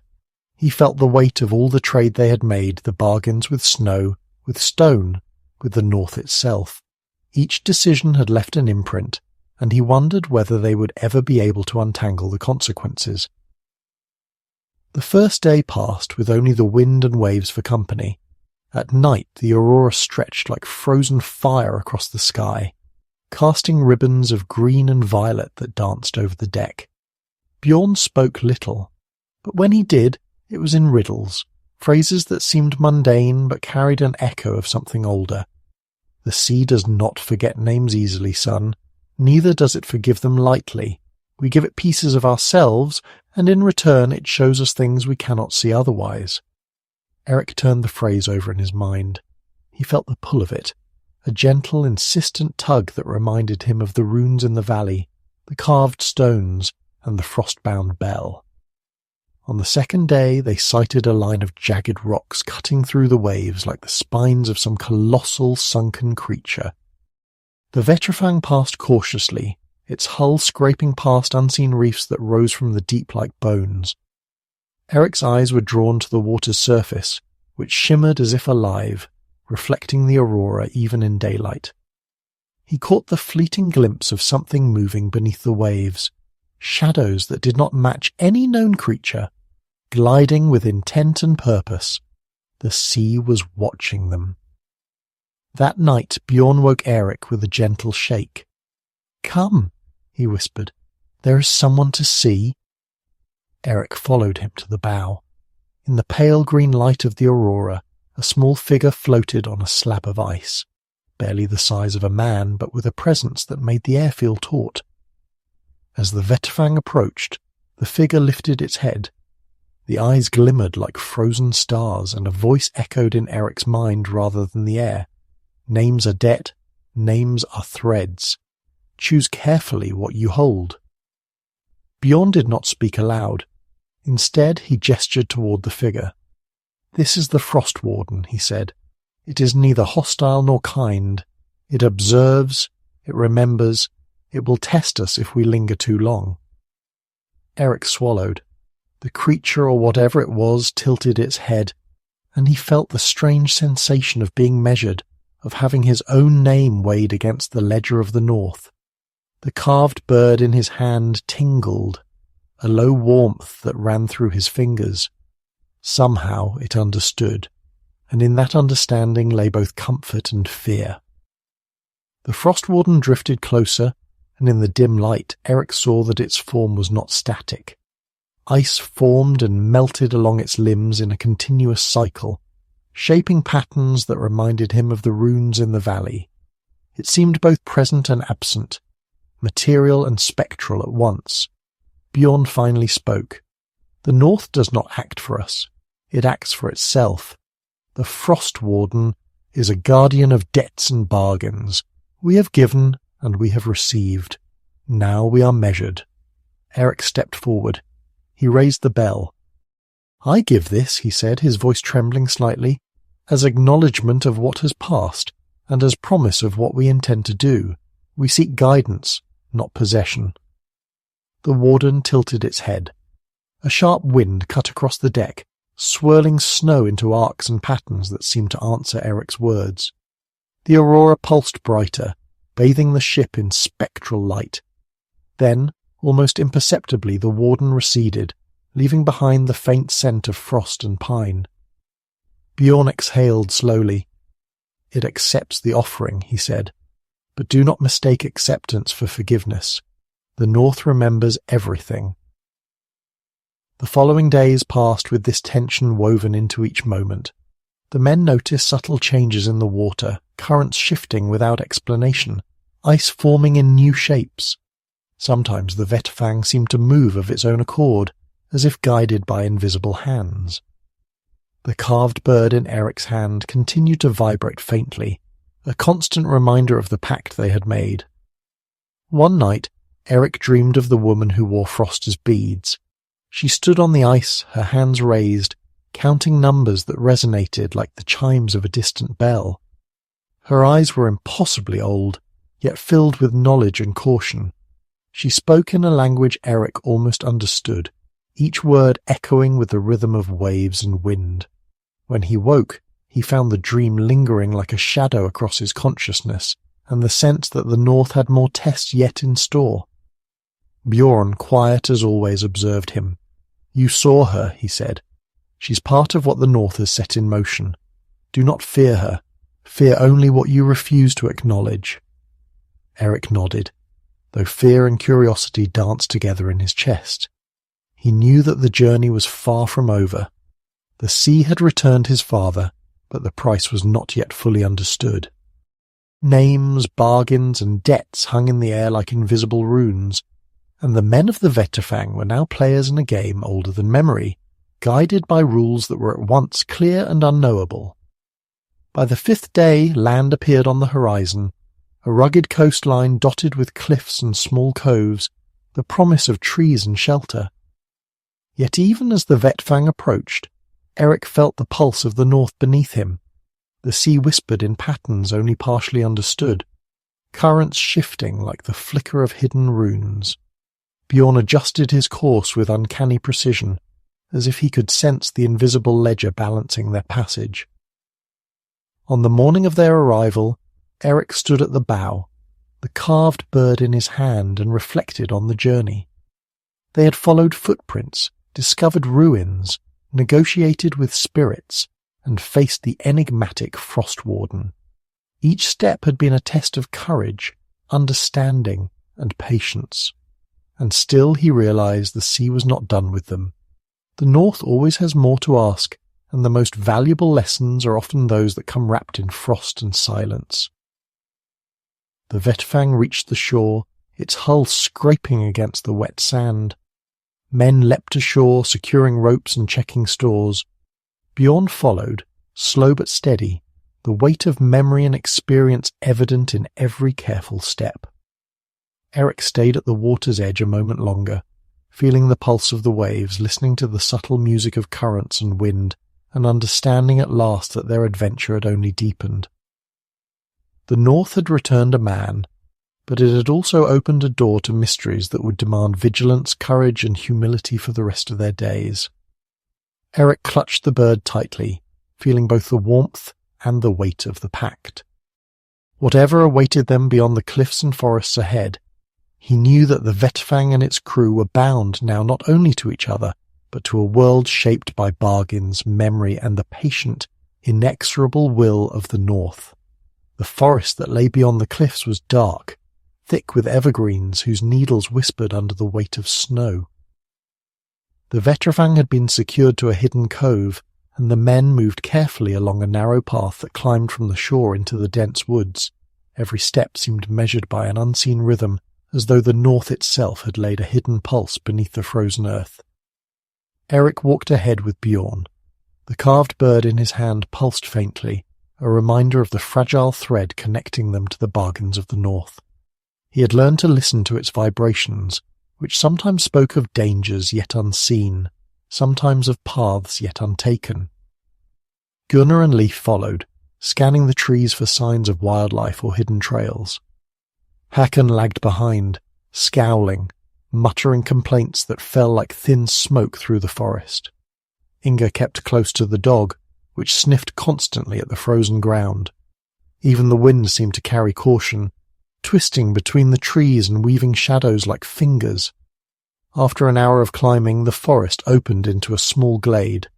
There, at the centre, stood a figure that seemed sculpted from the very frost itself. She was tall, with hair that glimmered like spun silver, and beads hung from her arms, neck, and hair, catching the faint light and scattering it across the snow in prismatic flashes. Her eyes were the colour of deep ice, sharp and ancient, and when she moved the ground seemed to shiver in response. Eric stopped, feeling the pulse of the bird in his hand quicken. Bjorn stepped forward slowly, bowing his head slightly in acknowledgement. "She is the one I warned you of," Bjorn said, his voice low.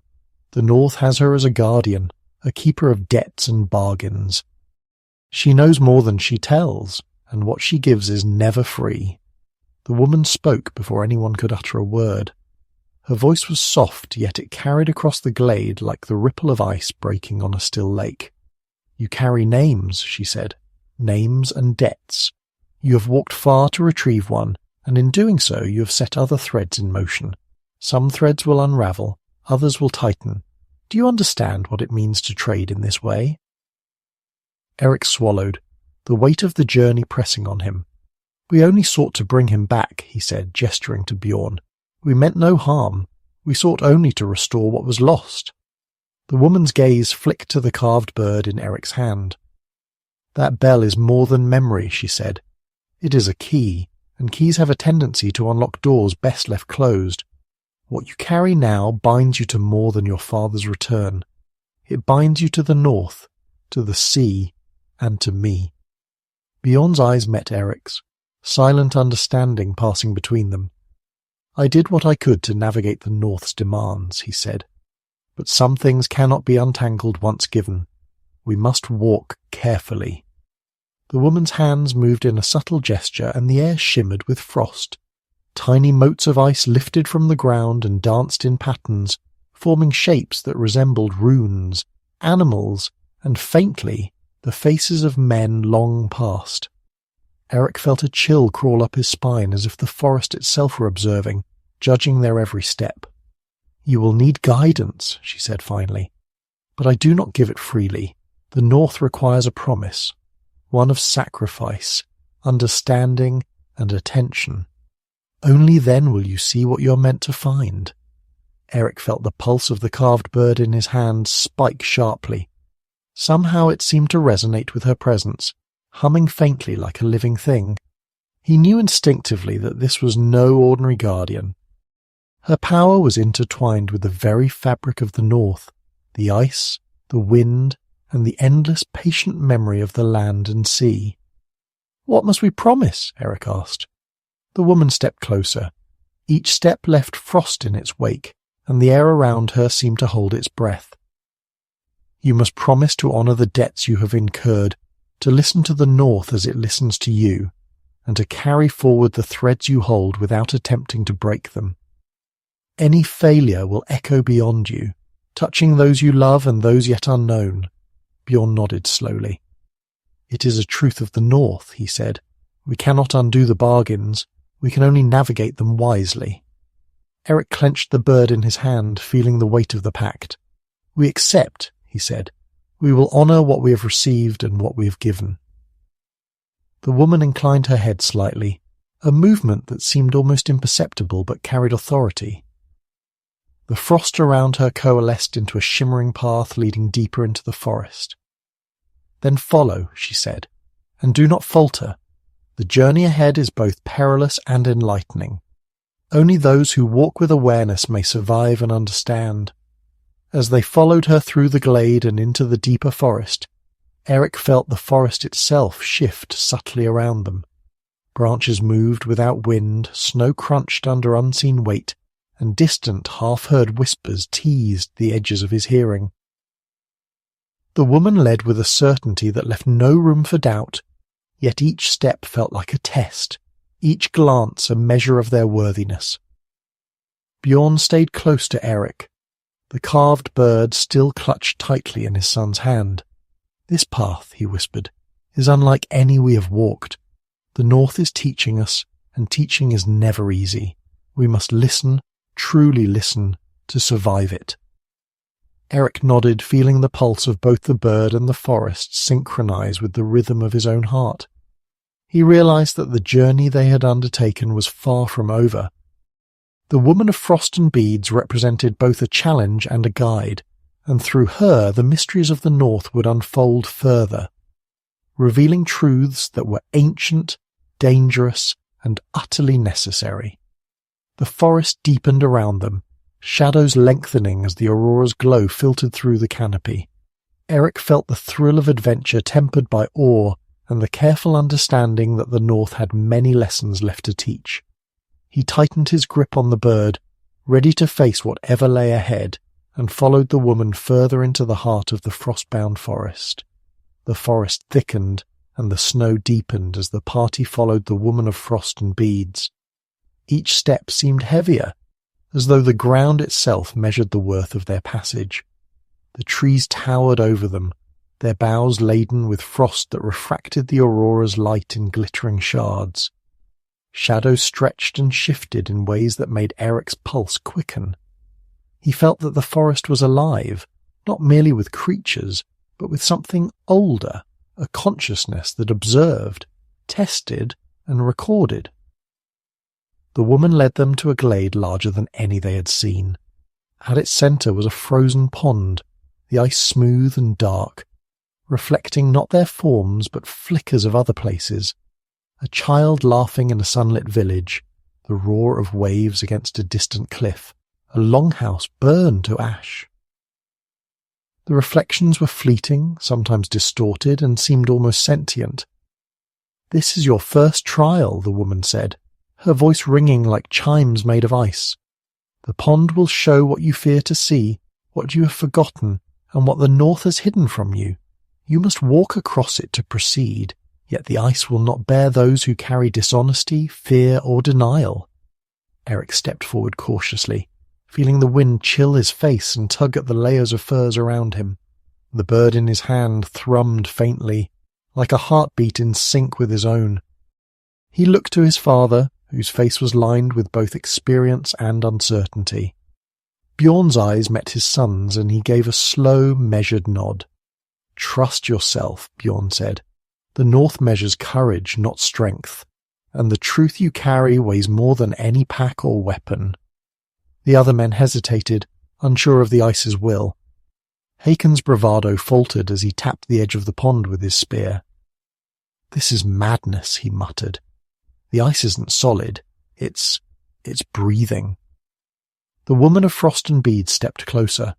Her fingers brushed the air above the pond, and the ice stilled instantly, smooth as glass. "The North does not lie," she said. "It does not deceive those who walk honestly. The rest will be swallowed." One by one, they stepped onto the pond. Eric felt a strange resistance, as though the ice itself were testing him, probing for fear, doubt, or deceit. The reflections shifted. His childhood, Bjorn's absence, moments he had tried to forget, and shadows of his own insecurities. He saw himself failing, alone on the ice, a man unworthy of the North's gifts. He tightened his grip on the bird and whispered, "I am ready. I will face what I must." The ice trembled under his weight but held. Step by step he moved forward, feeling the cold radiate up through his boots as if the frost itself was seeping into his bones. Bjorn followed, steady and cautious, each step measured. The bird in Eric's hand pulsed warmer, a tether of reassurance. The other men struggled in various ways. Hakon nearly stumbled as visions of past failures and lost comrades flickered beneath the surface. Leif's eyes widened at reflections of his own greed and ambition. Gunnar's calmness faltered as he saw the forest claiming what he had thought eternal. The woman watched silently, her eyes reflecting the aurora's light. Tiny beads on her hair chimed faintly with the wind, echoing the pulse of the ice.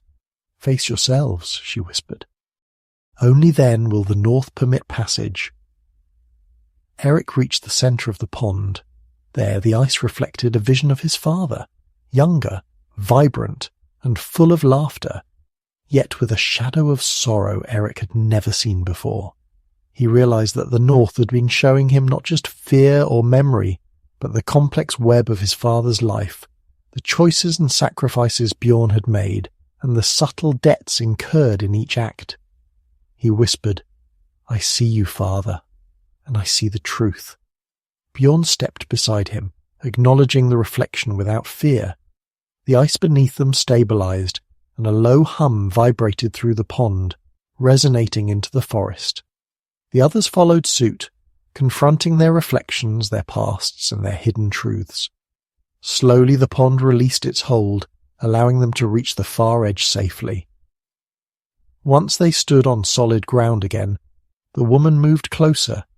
"You have passed the first trial," she said, "but the North's lessons are not simple. The ice shows only the beginning.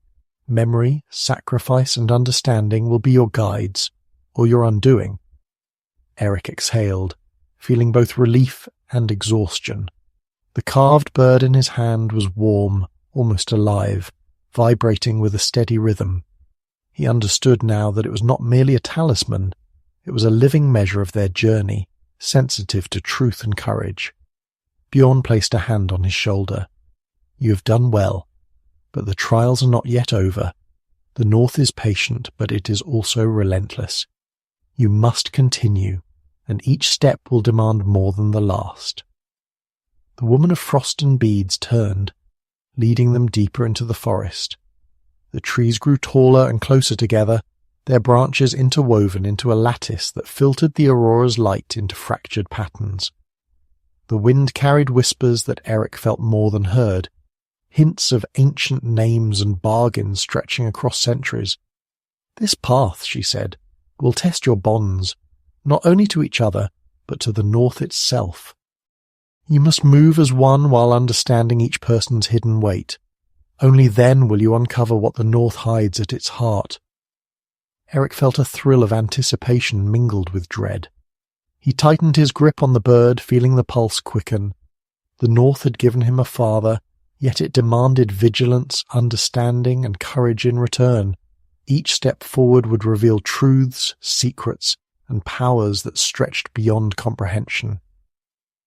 The group moved in silent reverence, following the woman deeper into the frostbound woods, unaware of the final test awaiting them, a convergence of memory, magic, and the enduring will of the North itself. The forest deepened into a cathedral of ice and shadow, the branches overhead forming intricate patterns like frozen filigree. Each step the crew took felt heavier, as though the snow beneath their boots absorbed not just their weight but their histories, regrets, and secrets.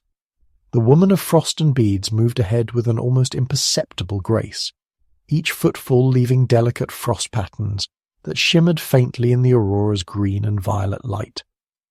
Eric followed, clutching the carved bird in his hand. Its pulse was stronger than ever, syncing with the rhythm of his heartbeat. He realized that it was more than a talisman.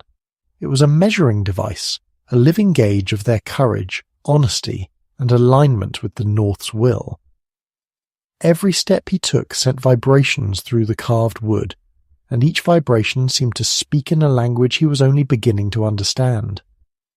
Bjorn remained close, his eyes scanning the dense forest with experience born of countless journeys.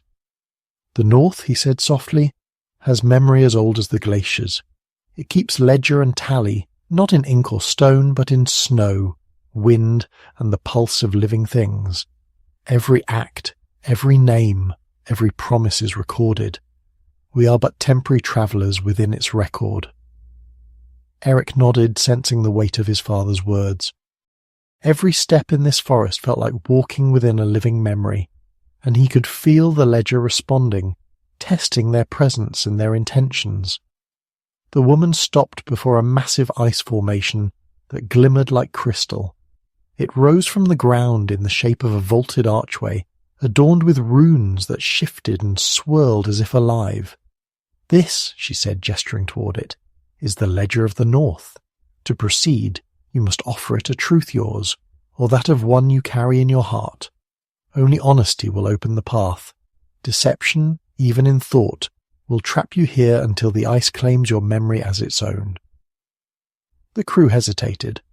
Hakon muttered complaints, muttering about superstition and frost, but the woman's gaze silenced him instantly. Even the wind seemed to stiffen, whispering warnings. Eric stepped forward.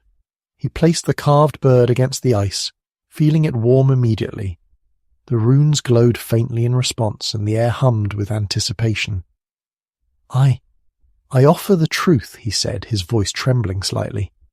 "I was afraid to lose my father, afraid to fail him, afraid of my own weakness. Yet I walked this path because I love him and wish to honour what we have shared. I accept the debts of the North willingly, even if I do not fully understand them." The ice shifted. A clear channel formed, reflecting Eric's words in shards of light.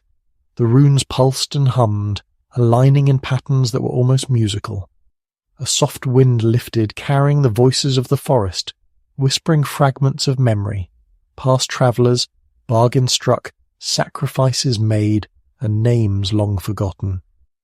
Bjorn followed, placing a hand on Eric's shoulder briefly before speaking his own truth. "I have carried debts that I did not choose," he said. "I have made promises that weighed heavily on others, and I have walked paths I could not turn from. I accept the consequences, and I accept the guidance of the North, however cryptic it may be." The ice shimmered and groaned, acknowledging the words. The woman of frost and beads watched silently, her expression unreadable.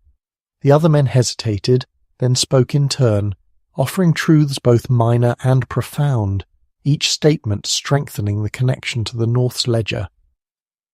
When the last words were spoken, the archway opened fully, revealing a path into a hollow glen. The air beyond was thick with frost, sparkling as though millions of tiny stars had fallen into the snow. A soft glow emanated from the ice walls, illuminating the path in spectral light. "You have opened the ledger," the woman said, "but do not mistake access for understanding. What lies ahead will test not only your courage, but your perception of reality. The North does not teach in simple ways. It teaches through challenge, reflection, and confrontation with truths you may resist. Eric stepped forward cautiously, the bird thrumming in his palm. He sensed the pulse of the north around him, alive, patient, and relentless. Bjorn and the others followed, their steps measured, each carrying the weight of their own truths. As they moved deeper into the glen, the ice walls shifted subtly, forming shapes reminiscent of figures, animals, and places from their pasts. Whispers wove through the air, carrying fragments of forgotten songs, half-remembered stories, and echoes of promises long kept. Each step was a negotiation with memory itself, a test of focus and honesty. The woman led them to a frozen pool at the centre of the glen. Its surface was dark and still, yet reflections within it were not simple images. They were events, possibilities, and choices, intertwined and shifting like threads in a tapestry. "This is the heart of the North's ledger," she said.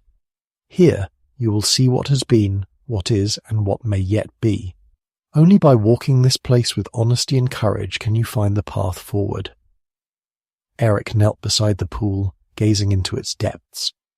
Shadows of his father, of himself, and of the world beyond the forest shimmered, overlapping in impossible ways.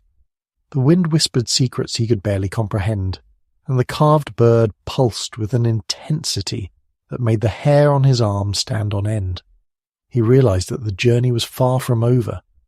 The ledger had opened, but understanding it would require not only courage, but insight, patience, and the willingness to face truths that had long been hidden. The North's lessons were patient, its judgment subtle, and its power absolute. Bjorn stood beside him, eyes reflecting the frozen light. "We have come far, Eric," he said quietly, "but the deepest lessons have yet to unfold. The North will not release its secrets lightly. We must move forward with care, for every step shapes not just our path, but the balance of what the North records." Eric nodded, feeling both awe and determination. The carved bird thrummed steadily, a beacon of connection and courage. He rose, ready to follow the woman deeper into the heart of the frostbound realm, where memory, magic, and the will of the North would converge in trials that could challenge life, sanity, and the bonds between father and son. The hollow glen seemed to stretch into infinity.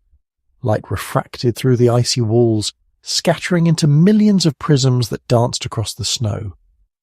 Every step Eric took resonated with the pulse of the carved bird in his hand, a living instrument that seemed to hum with understanding. The wind carried whispers, soft, intricate, and layered like voices of those long departed, echoing through the frozen corridors. The woman of frost and beads led them deeper, her presence commanding without force. Her beads chimed faintly, each note resonating in the air like distant bells, blending with the hum of the bird and the whispering wind. The crew followed, their steps cautious, hearts thumping with anticipation and unease. Even Hakon, usually brash and scornful, moved quietly, sensing the weight of the glen's ancient magic. As they reached a cluster of towering ice spires, a low vibration rippled through the ground. Shadows shifted unnaturally, forming shapes that resembled men, beasts, and objects long gone.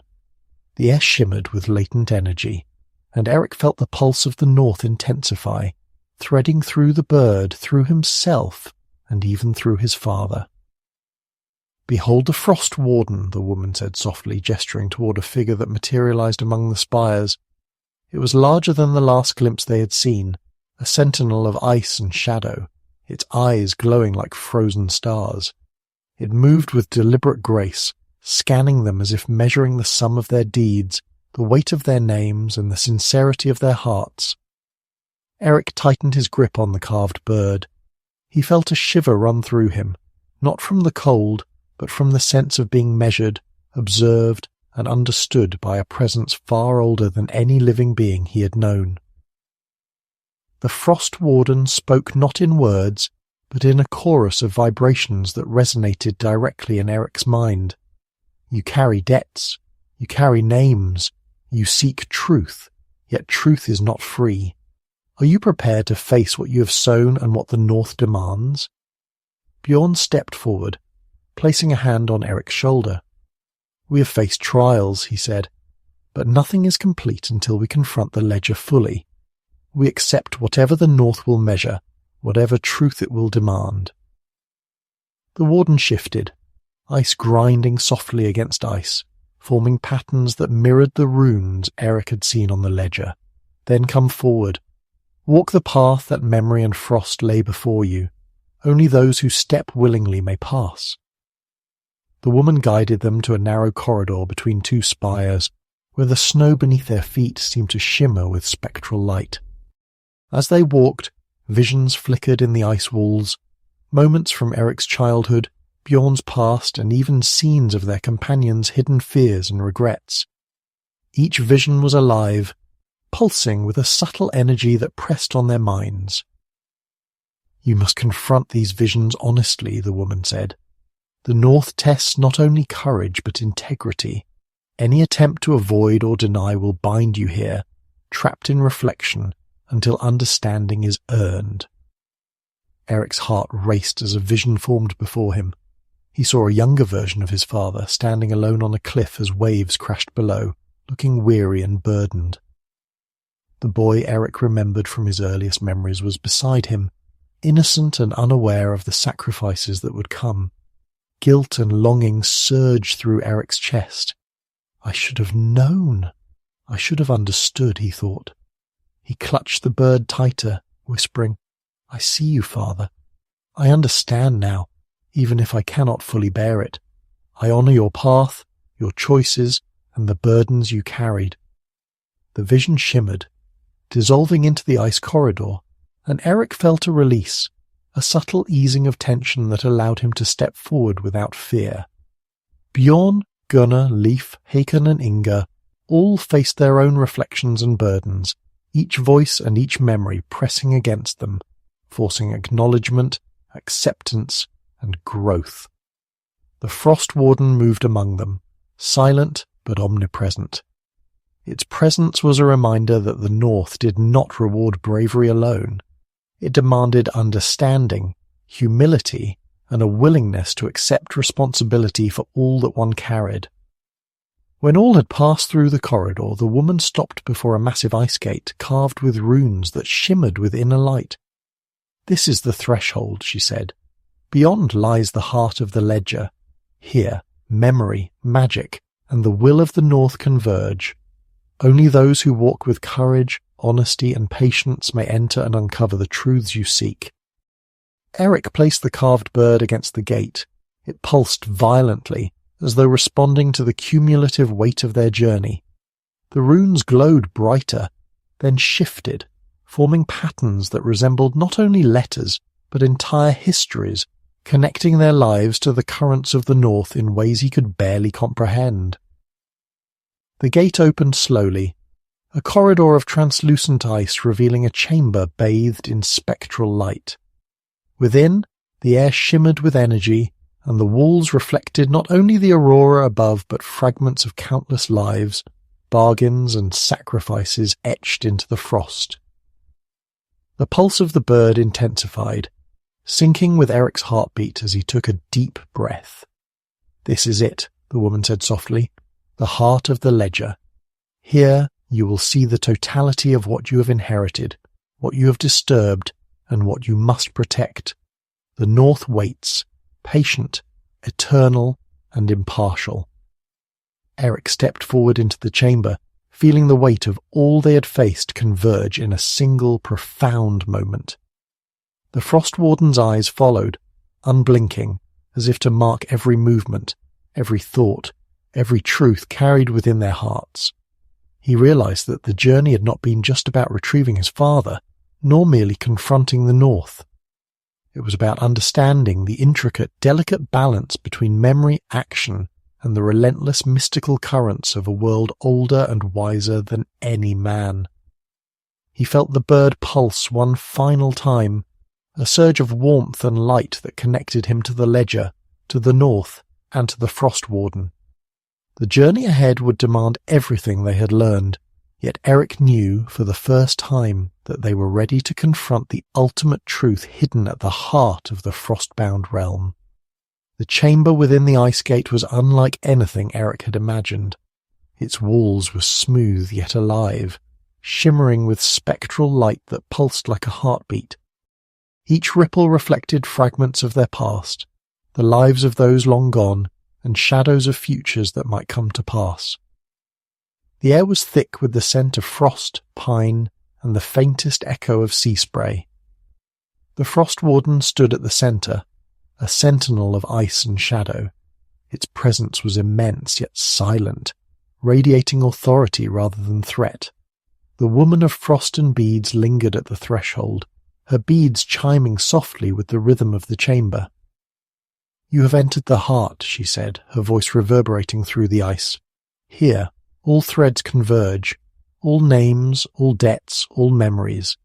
The North measures not only your courage, but your understanding. Speak truth, and you may leave with knowledge and guidance. Falter, and you risk being bound within this ledger forever." Eric stepped forward, the carved bird throbbing in his hand. It hummed like a living thing, resonating with the energy of the chamber. He could feel the pulse of the North itself, steady, eternal, and demanding. The Frost Warden's eyes glowed brighter. "Step forward, bearer of the bell. Offer the truth that binds you, and you shall see the path ahead." Eric swallowed. The chamber seemed to amplify his every thought, every fear, and every hope. He spoke carefully, each word deliberate. "I seek understanding," he said. "I seek not only to retrieve what was lost, but to honour the debts, the promises, and the paths we have taken. I carry the weight of my father, my companions, and myself. I accept the responsibilities the North demands, and I offer the truth of my heart, that I will honour all that I have been given, even when the path is uncertain and perilous." The Frost Warden tilted its massive head, as if measuring the sincerity of Eric's words. Shadows of past travellers, merchants, warriors and wanderers shimmered across the walls, flickering in response to his confession. The carved bird in Eric's hand glowed, warming his palm and pulsing in rhythm with the chamber. Bjorn stepped forward next, his voice steady. "I have carried burdens long before this journey, debts made by choices that shaped lives beyond my own. I offer truth and acknowledgement.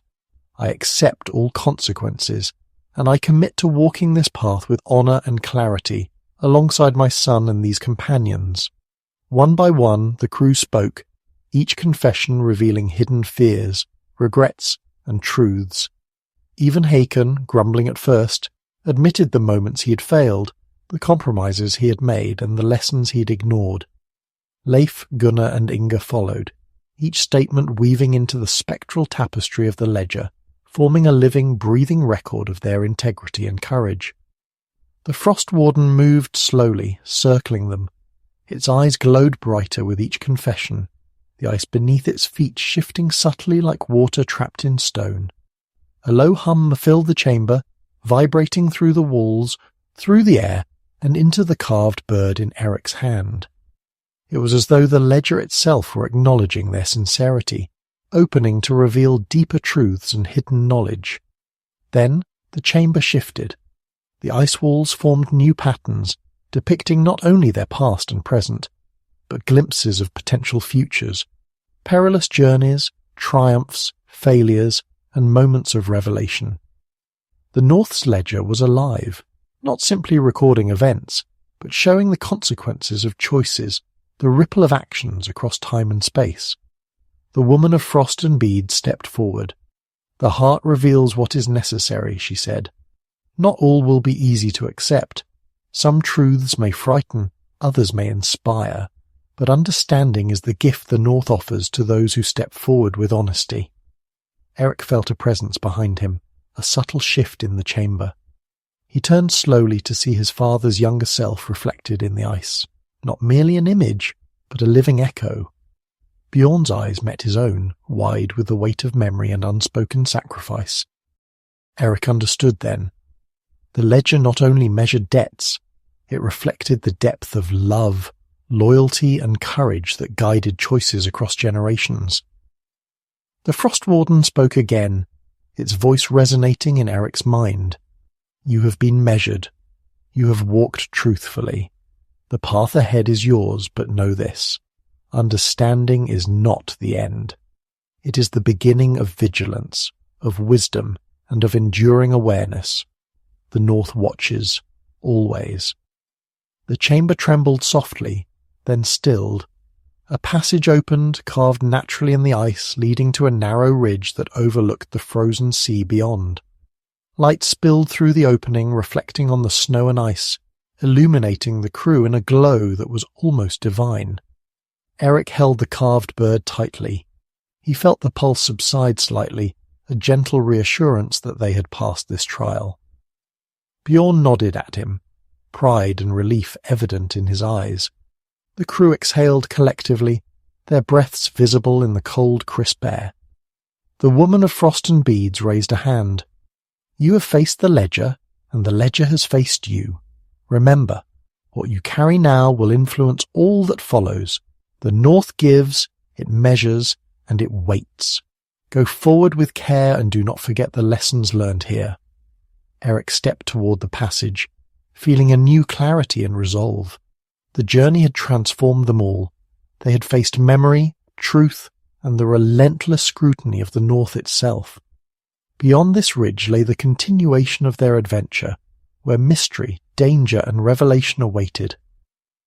The Frost Warden remained at the chamber's heart, still and vigilant, a silent reminder that their choices, their honesty, and their courage would always be observed, weighed, and recorded. As they emerged into the cold sunlight over the frozen sea, Eric felt a surge of determination. The ledger had revealed its truths, but the adventure was far from over.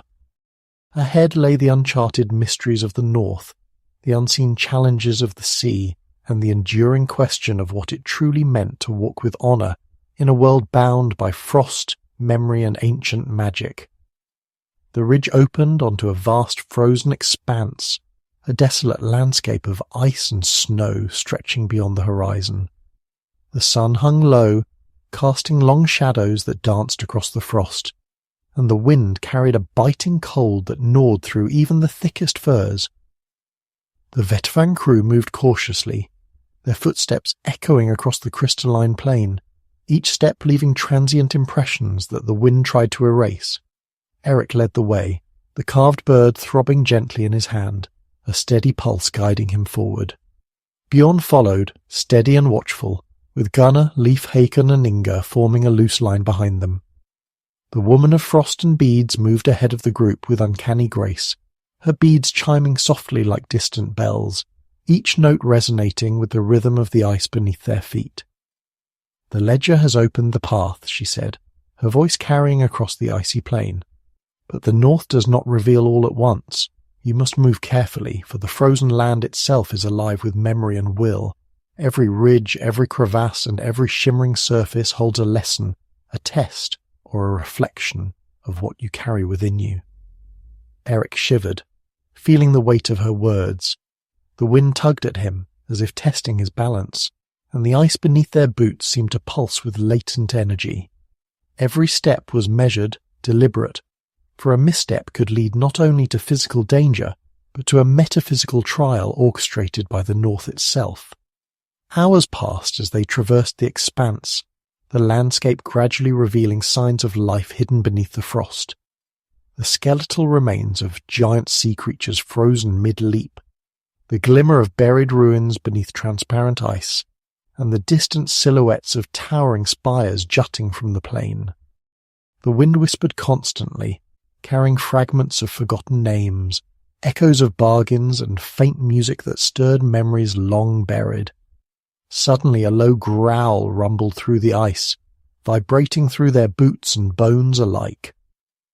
From a ridge ahead, a massive creature emerged, a frost wolf, larger than any natural beast, with eyes that glimmered like shards of ice, and fur that seemed woven from snow and shadow. Its breath misted in the cold air, forming ghostly shapes, and the pulse of the carved bird quickened sharply in Eric's hand. The woman stepped forward, raising a hand. The North tests not only courage, but perception. This creature is bound to the ledger. It is neither enemy nor friend. Observe its patterns, its intentions, and respect its presence, or risk disrupting the balance of the trial. The Frostwolf circled them slowly, watching, studying, its massive paws leaving deep impressions in the snow.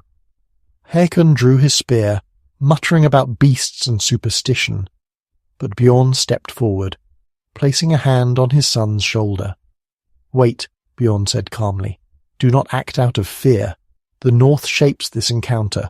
Approach with awareness, not aggression." Eric clenched the bird tightly, feeling the pulse sync with the rhythm of the wolf's movements.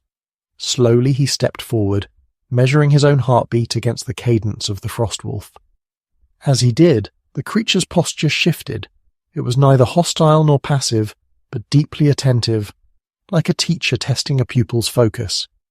He whispered to the wolf, speaking words of truth, acknowledgement, and respect. "I carry debts, names, and promises. I honor the North, its lessons and its guardians. I walk with courage and honesty." The Frostwolf tilted its massive head, studying him, then stepped aside, its body melting slightly into the ice before reforming as it allowed the path to remain clear. The crew followed, relief and awe etched on their faces. Even Haakon lowered his spear, muttering a grudging acknowledgement of the North's subtle power. The woman led them onward, toward a distant horizon where the ice rose into jagged cliffs. "The ledger unfolds," she said. "Each trial strengthens the thread that connects you to the North, yet each trial also tests how far you are willing to see, to understand, and to endure. The path narrows, but the reward knowledge, guidance, and clarity awaits those who persist." As they moved forward, the aurora overhead brightened, casting spectral colours across the ice. Eric felt the pulse of the carved bird intensify, resonating with the rhythm of the frozen expanse and the subtle power of the Frostwarden, who now observed from a distance its presence both sentinel and guide. The journey across the frozen expanse was arduous. Snowdrifts hid crevasses, hidden ridges threatened to collapse underfoot, and the cold gnawed relentlessly at their bodies. Yet each obstacle was not merely physical, it was a lesson, a reflection, and a test. Eric felt the North teaching him, shaping him, and connecting him to the ledger in ways that transcended understanding. By nightfall, they reached the base of the cliffs, their breaths visible in the cold air. The aurora reflected on the ice in brilliant hues, illuminating the path upward. The woman of frost and beads turned to them, her expression inscrutable. "This is the penultimate trial of the ledger," she said. "Climb with care, observe with honesty, and acknowledge the truths that the North reveals. Only then will you reach the summit, and only then will the final revelation await." Eric tightened his grip on the bird, feeling its pulse steady and guiding. Bjorn nodded beside him, resolute, and the crew prepared for the ascent. Ahead lay the cliffs, the culmination of their mystical journey, and the threshold where the North would reveal its deepest secrets. The cliffs rose before them like jagged teeth, their icy surfaces catching the aurora's light and scattering it in brilliant shards. The wind screamed through the narrow crevices, carrying biting cold that threatened to push them backward. Each step required balance, strength, and absolute focus. The ice shifted subtly beneath their boots, testing their resolve. Eric led the way, the carved bird pulsing strongly in his hand. It was as though the North itself had become tangible, vibrating through his veins and guiding his every movement. Bjorn followed closely, steady and watchful, offering advice and assistance when the ice wavered beneath Eric's weight. The woman of frost and beads moved ahead with unnerving grace, her footsteps leaving a trail of frost that glimmered like stars against the darker ice. Her beads chimed softly with each movement, harmonizing with the bird's pulse and the rhythm of the wind. "Observe the ice," she said quietly, her voice carrying on the gusts. The cliffs will reveal the north's patterns. Step where the ledger allows, not where fear pushes. Every slip, every hesitation is noted. Hakon gritted his teeth, gripping his spear like a talisman, while Gunnar and Leif followed methodically, carefully testing every ledge. Inga padded close to Eric, her senses sharp, occasionally growling at shadows that flickered along the ice walls. The climb tested more than their physical endurance. Shadows danced in the periphery, forming shapes that resembled faces, beasts, and long-forgotten scenes. Each apparition seemed to press against their minds, challenging courage and perception. The frost around them whispered fragments of ancient names, old bargains and promises made in the dark recesses of memory. Eric reached a narrow ledge, the wind threatening to throw him off balance. He steadied himself, the bird thrumming in his palm. He realized the north was no longer a distant force. It was entwined with every step, every heartbeat, and every choice he made. A sudden vibration ran through the ice. From a distant crevice, a spectral figure emerged, translucent and shimmering, a frost wraith bound to the ledger. Its eyes glowed with a cold, ancient intelligence, and it moved with silent intent toward them. The woman raised her hand. Do not fight what the north sends. Understand it. Learn from it. Only then will passage be granted. Eric inhaled sharply. He spoke aloud, voice firm despite the cold and fear. We acknowledge you. We respect your place in this realm. We seek understanding, not conquest. The wraith paused, hovering near the ledge, its form rippling like water frozen mid-motion. Then, almost imperceptibly, it drifted aside, leaving the path clear. The pulse of the carved bird surged, as if acknowledging Eric's respect and insight. Bjorn moved up beside him, offering a nod of approval. You are learning the rhythm of the north, he said softly. It is not enough to survive physically. You must align your mind and heart with its currents.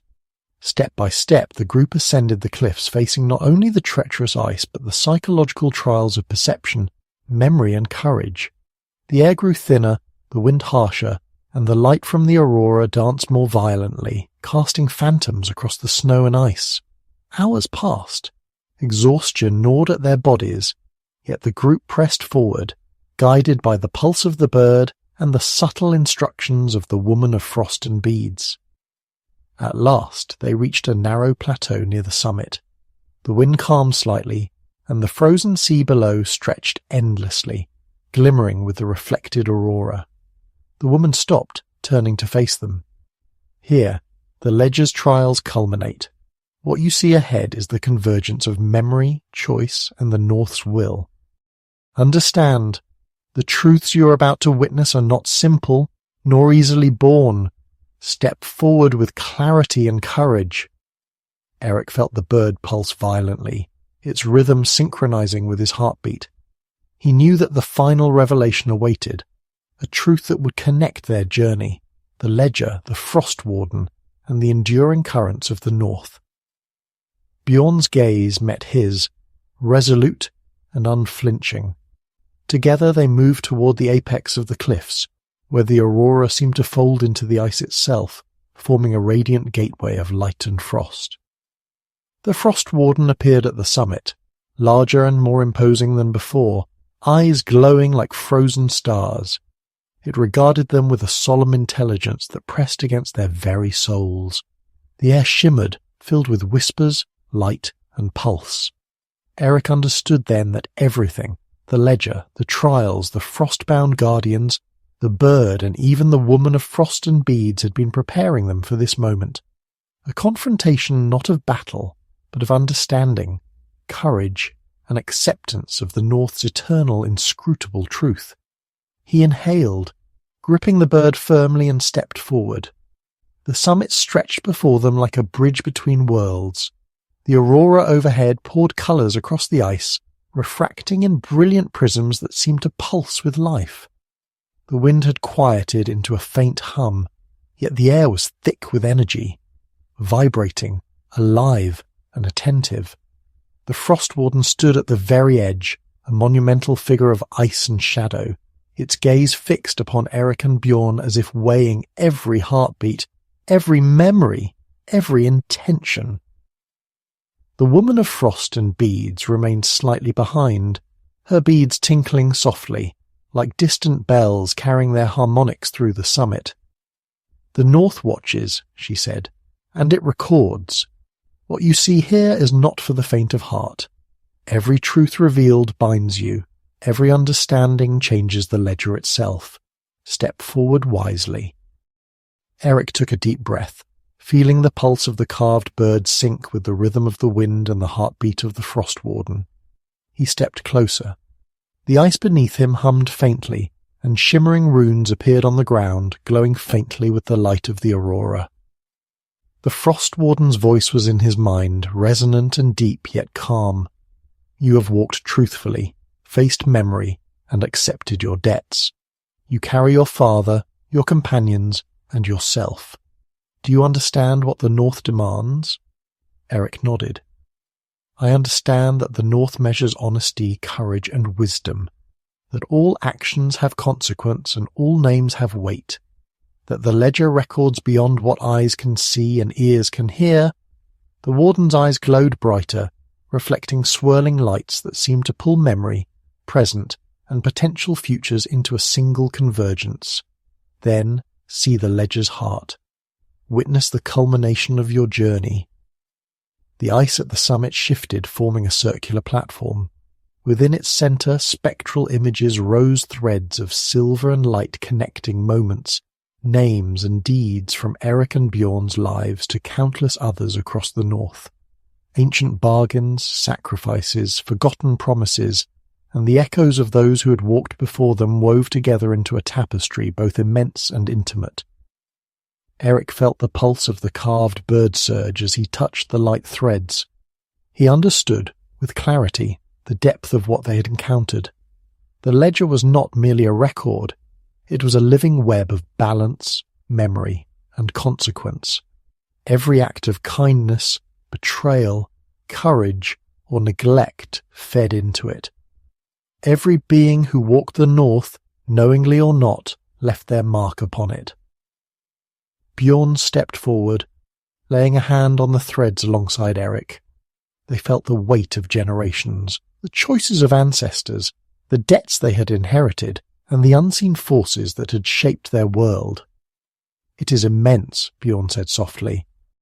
"More than I could have imagined, and yet it is fair. It only reflects what is." The Frostwarden's gaze softened slightly. "You understand. You accept the ledger's scope and the North's will. Then the path forward is yours." A faint tremor ran through the summit.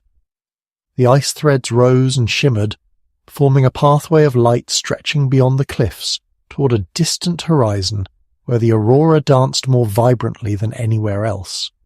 The pulse of the bird matched the rhythm of the threads, guiding them forward. The woman of frost and beads spoke for the last time. "You have faced the ledger, the trials, and the Frost Warden. What you carry now is not only memory and debt, but understanding. The North's lessons do not end, they continue, as do you, as its observers, participants, and protectors. Go forward with courage and awareness." Eric looked at his father. "We've come far," he said, feeling the pulse of the bird steady and warm in his hand. "But I feel ready for whatever the North will place before us next." Bjorn nodded, a faint smile on his face, pride and relief mingling with the weight of experience. "The journey never truly ends," he said, "but we have earned clarity here. That is a gift few receive."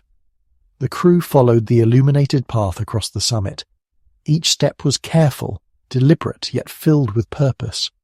The frost beneath their boots seemed alive, recording their movements, acknowledging their intentions, and weaving them further into the tapestry of the North.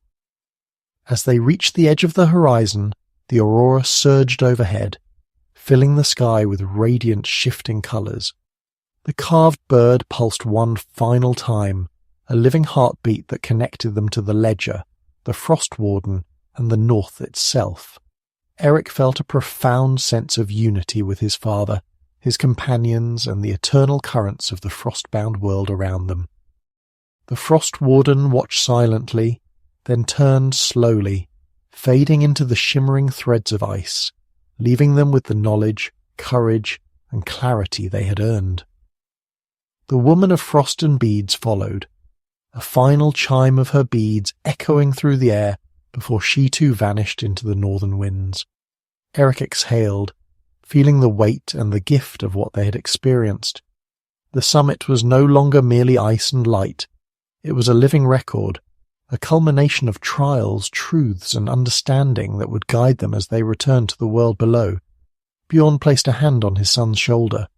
"The North watches," he said quietly, "but now we carry the lessons forward. Our choices, our actions, they echo, and we must honour them." Eric nodded, gripping the carved bird tightly.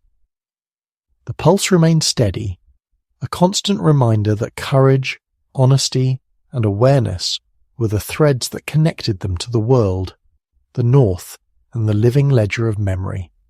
Together they began their descent, the frozen horizon stretching ahead, a world filled with mystery, magic, and the enduring, watchful pulse of the North. The descent from the summit was both physical and spiritual. The aurora overhead faded slightly as dawn approached, casting pale light across the frozen expanse. Snowdrifts shifted underfoot, and the wind carried whispers from the ledger and the Frost Warden's soft reminders of the lessons they had learned, of the truths they had confronted, and of the debts they had accepted. Eric led the way, feeling the carved bird pulse gently in his hand. Each vibration reminded him of the delicate balance of courage, honesty, and awareness that the North demanded. The lessons of the summit had left him transformed, yet he understood that understanding alone was not enough. It had to guide action, perception, and choice as they returned to the lands below. Bjorn followed closely, his eyes scanning the ice and snow for hazards, but also reflecting a quiet pride. "The North has given us clarity," he said softly. "Not answers, but guidance. We must carry that wisdom forward carefully." The woman of frost and beads had vanished, leaving only the lingering chime of her beads in the wind, a reminder that their journey had been observed, guided, and measured by forces beyond comprehension. The Frost Warden's presence was no longer tangible, yet Eric felt it in every pulse of the bird and every shift in the ice. The frozen expanse stretched endlessly before them, yet the path seemed easier on the descent, as if the North itself had acknowledged their transformation. The ice shimmered with subtle energy, and the threads of the ledger they had encountered at the summit still echoed faintly in their minds, reminding them that memory, consequence, and choice were always intertwined. Hakon, usually brash and impatient, moved quietly, his previous arrogance tempered by what he had witnessed. Even Gunnar and Leif seemed subdued, reflecting internally on the truths they had confronted. Inga walked close to Eric, her keen eyes scanning the landscape, alert yet calm, as if sensing the North's presence lingering along their path. As they reached the lower cliffs, the frozen sea opened before them, reflecting the pale light of dawn. Shadows of creatures long hidden beneath the ice shifted beneath the surface, faintly visible to those who dared to observe. Eric paused, feeling the pulse of the bird intensify slightly. The North had not ended its lessons, it was merely extending its guidance into the journey that lay ahead. Bjorn rested a hand on Eric's shoulder. The ledger, the summit, the trials, they were only part of the path. The world below still requires wisdom, courage, and honesty. What we have learned will guide us, but we must act, protect, and remember. Step by step the crew crossed the frozen sea, careful of hidden cracks and shifting ice.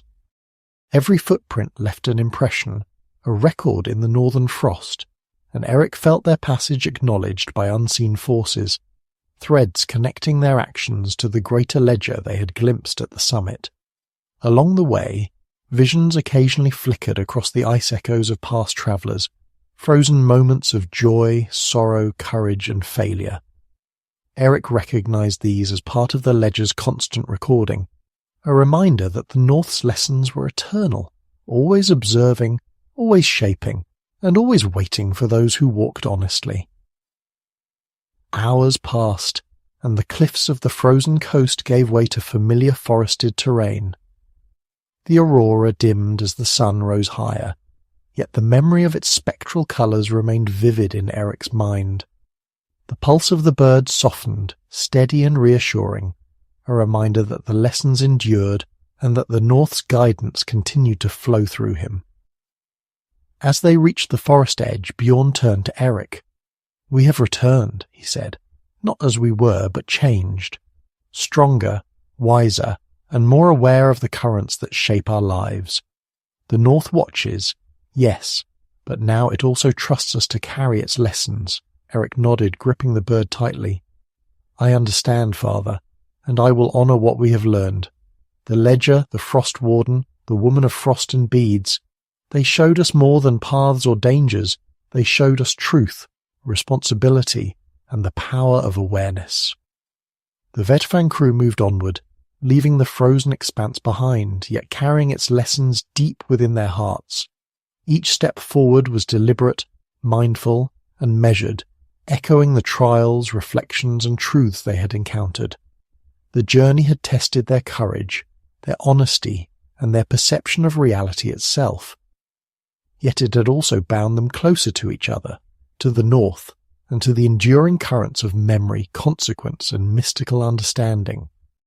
As Eric looked back one final time toward the summit, now distant and shimmering faintly in the morning light, he felt a profound sense of clarity and purpose. The North had imparted its lessons, but it remained eternal, patient, and watchful, waiting for the next traveller brave enough to walk with honesty, courage, and awareness. Together they disappeared into the forest, the pulse of the carved bird steady in Eric's hand, a living reminder of the frost-bound journey, the ledger of the North, and the truths they had earned. The forest welcomed them with a silence both familiar and strange. The snow had thinned, the wind softened, and the soft hum of the northern expanse seemed to linger only as a memory. Yet Eric felt its pulse still coursing through him, a subtle reminder that the Ledger, the Frost Warden, and the Woman of Frost and Beads had not vanished. They had woven themselves into the fabric of his understanding. Bjorn's pace was steady, careful, yet confident. "We have returned," he said, scanning the tree line ahead. "But remember, Eric, the North follows us in ways unseen. The lessons are not confined to the ice and cliffs. They travel with us, shaping perception, guiding action, and reminding us of the weight of truth and consequence." Haken huffed, brushing snow from his cloak. "I'll believe it when I see it. All I see are trees and cold." His tone was sceptical, but there was a subtle edge of reflection now he had seen the Ledger, faced the Frost Wolf, and encountered the spectral trials. Even he could not entirely deny their impact. As they navigated the forest, small signs of the North's lingering influence appeared, patches of frost that shimmered like starlight even in daylight, the soft hum of wind through the trees echoing like faint whispers, and glimpses of creatures that seemed almost otherworldly in the corner of their eyes. Eric recognized these as subtle threads of the Ledger extending beyond the frozen expanse, a reminder that observation, honesty, and courage left marks in both visible and unseen realms. At the edge of a frozen stream, Eric paused, tracing the flowing ice with his fingers. The carved bird pulsed gently, and for a moment he could sense the interwoven names, debts, and memories of those who had walked before them. The forest, the ice, the aurora, and even the creatures they had passed. The Ledger had touched all of it. Bjorn crouched beside him. "It is remarkable, isn't it?" he said softly. "To think that every choice we make, every truth we speak, is woven into something so vast, so enduring.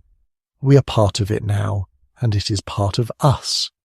Inga padded close to Eric, her ears twitching at faint sounds. "Not all of it will be seen," she said, her voice almost a whisper, "but all of it will matter." The journey back to their village was filled with quiet contemplation. Each member of the Vetfang crew seemed touched in some way by clarity, reflection, or a deeper understanding of their own courage and honesty. Even Hakon, once dismissive, walked with a measured step, his eyes occasionally scanning the forest as if seeing layers hidden from mundane sight. As they approached the village, familiar sights emerged, smoke rising from chimneys, footprints in the snow from neighbours, the muted clatter of daily life. Yet Eric saw these with new perception.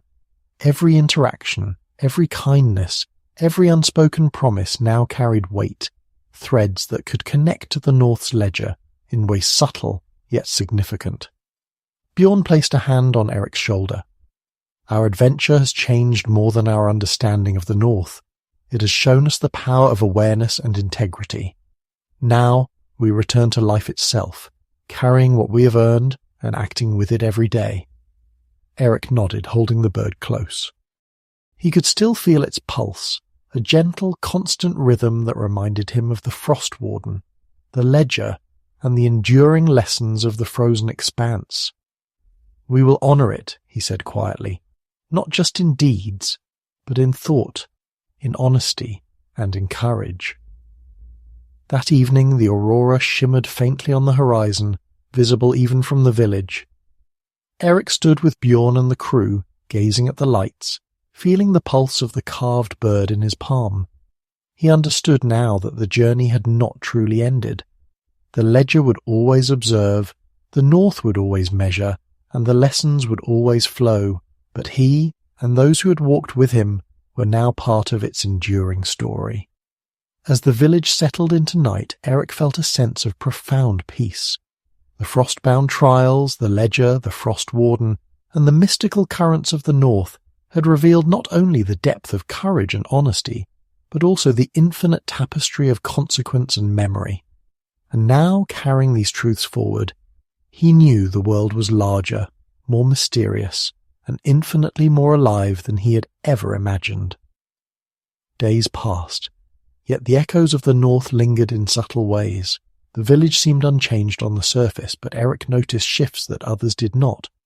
The way shadows bent slightly under the aurora's light, the faint hum that sometimes resonated through the frozen streams, and the occasional glimmer of frost where it should not have been. Bjorn observed these things too, though he rarely spoke aloud. "The North does not release its lessons entirely," he told Eric one morning as they checked the sails of the Vetfang.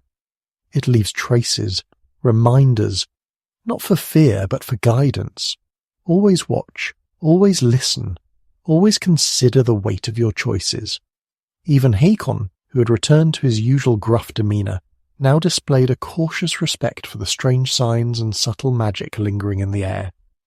Leif and Gunnar were equally contemplative, noting patterns in the wind and the subtle play of light on snow and ice, aware now that the ordinary world carried hidden truths that echoed the frozen expanse. Eric walked through the village, observing people in their daily routines. A merchant bartered with unusual honesty, a child shared warmth with a shivering dog, and neighbours aided one another quietly and deliberately. He realised these acts, seemingly mundane, were threads in a vast tapestry, much like the ledger they had witnessed at the summit. Every choice, every action, rippled beyond comprehension, connecting to forces he could barely name but now understood to respect. At night, Eric would often sit outside holding the carved bird. Its pulse was steady but alive, like a heartbeat, guiding his thoughts and connecting him subtly to the North. Sometimes he felt whispers, not of fear, but of counsel. The ledger had not vanished. It had merely embedded itself into the rhythm of his life and the world around him. Bjorn joined him one evening. "You are learning to listen," he said quietly. "Not just to the North, but to the world, to its balance, and to the threads of consequence. That is what the ledger teaches. It is not about control. It is about awareness, integrity, and courage." Inga padded up beside them, settling on the snow, her keen eyes reflecting the aurora. She too seemed aware that the world had changed subtly, that magic and responsibility now wove through their lives in ways previously unseen. Eric nodded, feeling the carved bird pulse against his palm. "I understand," he said. "The North watches, it guides, it tests, and it reminds us that even in ordinary life, courage, honesty, and awareness matter." Bjorn smiled faintly. "Yes, and remember this, what we carry now is a living lesson. Share it, act with it, and the Ledger's influence will extend through more than just us. It will flow through the lives we touch." As the aurora faded into night, Eric sensed a subtle shift in the air. The Frost Warden was no longer physically present, yet its influence remained, intangible but profoundly felt. The Ledger had left its mark, and he understood that some mysteries of the North would never fully be revealed, but that was the nature of its wisdom, eternal, patient, and ever-observant. The Vetafang crew gathered for the evening meal, sharing stories and laughter, yet each carried the quiet weight of understanding, awareness, and growth. Even amidst routine and familiarity, they were changed keepers of a knowledge that transcended ordinary life, bound to a mystical North that watched, measured, and guided. Eric looked at his father, the carved bird resting in his palm. "Our journey continues," he said softly. "Not across ice or cliffs, but here, in every choice, every action, every truth we uphold." Bjorn nodded. "Yes, and the North will always be with us, in the pulse of wind, in the shimmer of frost, in the silent ledger that watches over all. We must live in accordance with what we have learned." As night deepened, the aurora faded to faint streaks along the horizon. The village slept peacefully, unaware of the mystical currents that had flowed through it, and Eric, Bjorn, and the Vetafang crew rested with the steady heartbeat of the North echoing in their minds. They had returned changed, yet fully aware that the journey was never truly over. The pulse of the carved bird reminded Eric that vigilance, honesty, courage, and awareness were not mere lessons. They were lifelines, threads weaving him, his father, and their companions into the enduring tapestry of the North. And as the first light of dawn began to brush the horizon, he felt ready for whatever the next chapter of life might bring. The days that followed were quiet, yet they were filled with subtle lessons. Life in the village returned to its familiar rhythm, but Eric and the Vetafang crew carried the weight and awareness of their journey like an undercurrent flowing beneath the surface of daily routines. Eric noticed how even small decisions now seemed significant, whether to help a neighbour repair a roof, to speak honestly in tense situations, or to act with restraint and observation when conflict arose. Each choice felt connected to the ledger, each ripple echoing through the threads the North had revealed. Bjorn observed his son closely. "You walk differently now," he said one evening as they inspected the harbour. "Not just in courage, but in thought. Awareness is subtle. It guides, protects, and connects. That is the legacy of the North." The crew also demonstrated their transformation. Hakon, once impulsive and brash, showed newfound patience. Gunnar and Leif were more deliberate, mindful of consequences in their actions. Inga seemed attuned to the faintest currents in the environment, sensing hidden patterns and disturbances. The ledger's influence lingered, subtle yet undeniable, shaping their perception and behaviour. One day, as Eric walked along the frozen river that led from the mountains, the carved bird pulsed faintly in his hand. The aurora flickered faintly above, even in daylight, and he felt a whisper in the wind, a reminder that the North's influence was not bound by distance or time. It reminded him that courage, honesty, and vigilance were enduring qualities, not temporary lessons. Bjorn joined him silently, watching the river flow. "The ledger does not dictate life," he said softly. "It teaches the rhythm of consequence. Every choice, every truth spoken, every act of courage is a thread in the tapestry.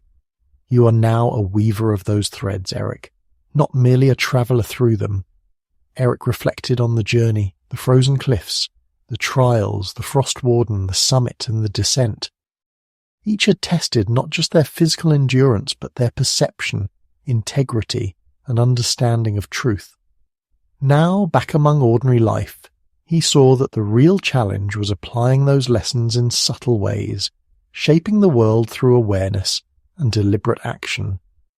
Haakon approached, carrying firewood for the village hearth. "I never thought I'd see the North's lessons here, among trees and roofs," he said, gruffly, but with a hint of reverence. "But I see it now. Every choice matters."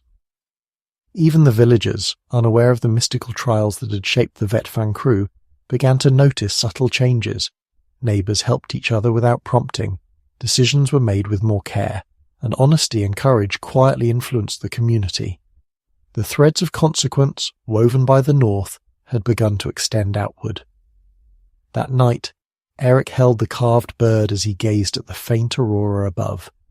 He understood that the North's lessons were not an endpoint, but a continuum, an ongoing guidance that required vigilance, courage and honesty every day.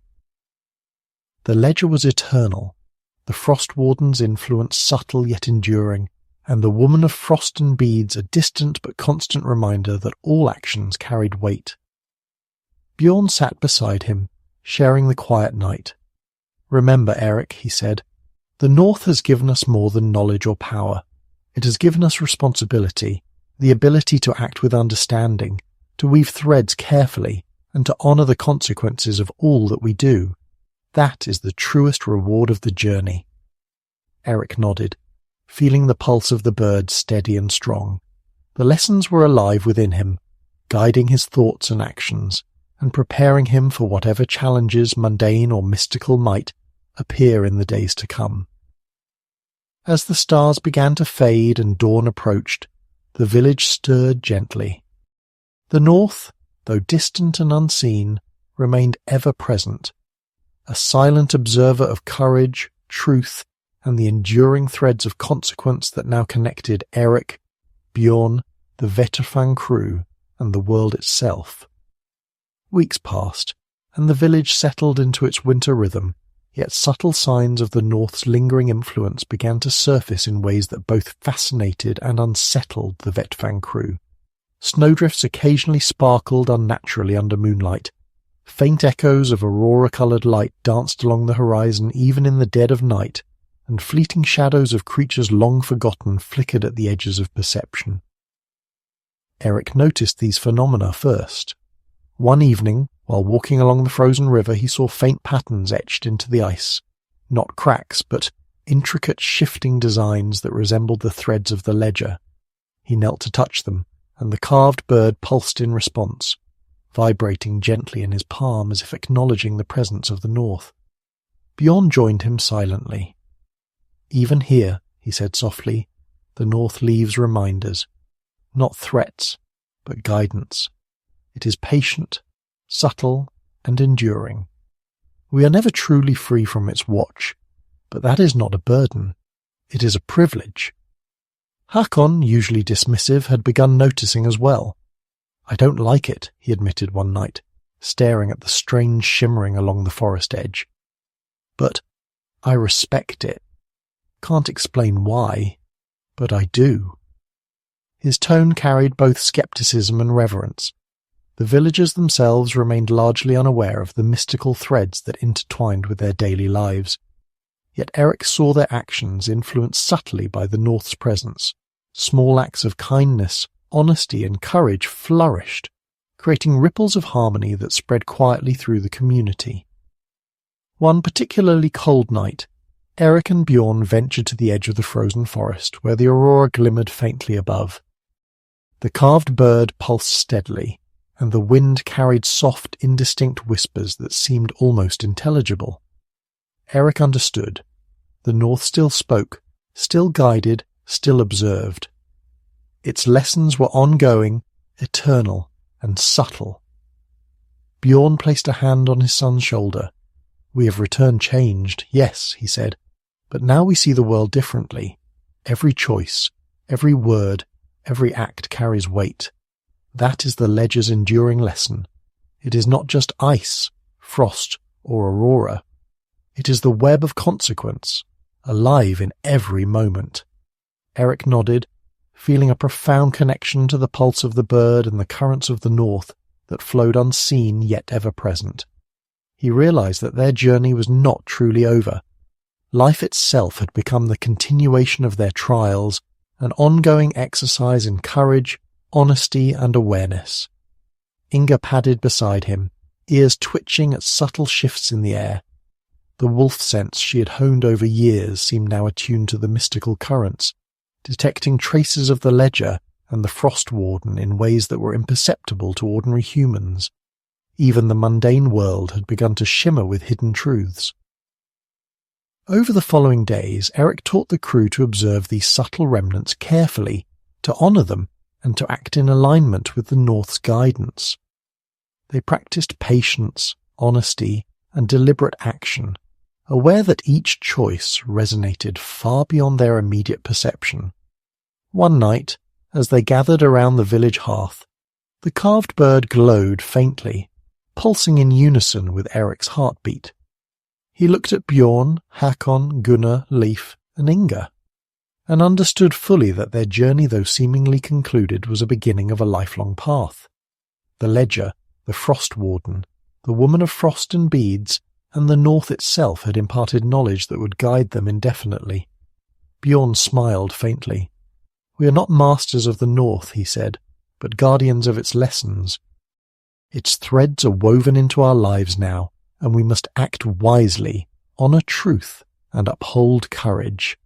That is how we respect the ledger and ourselves." Eric felt the weight and the grace of those words.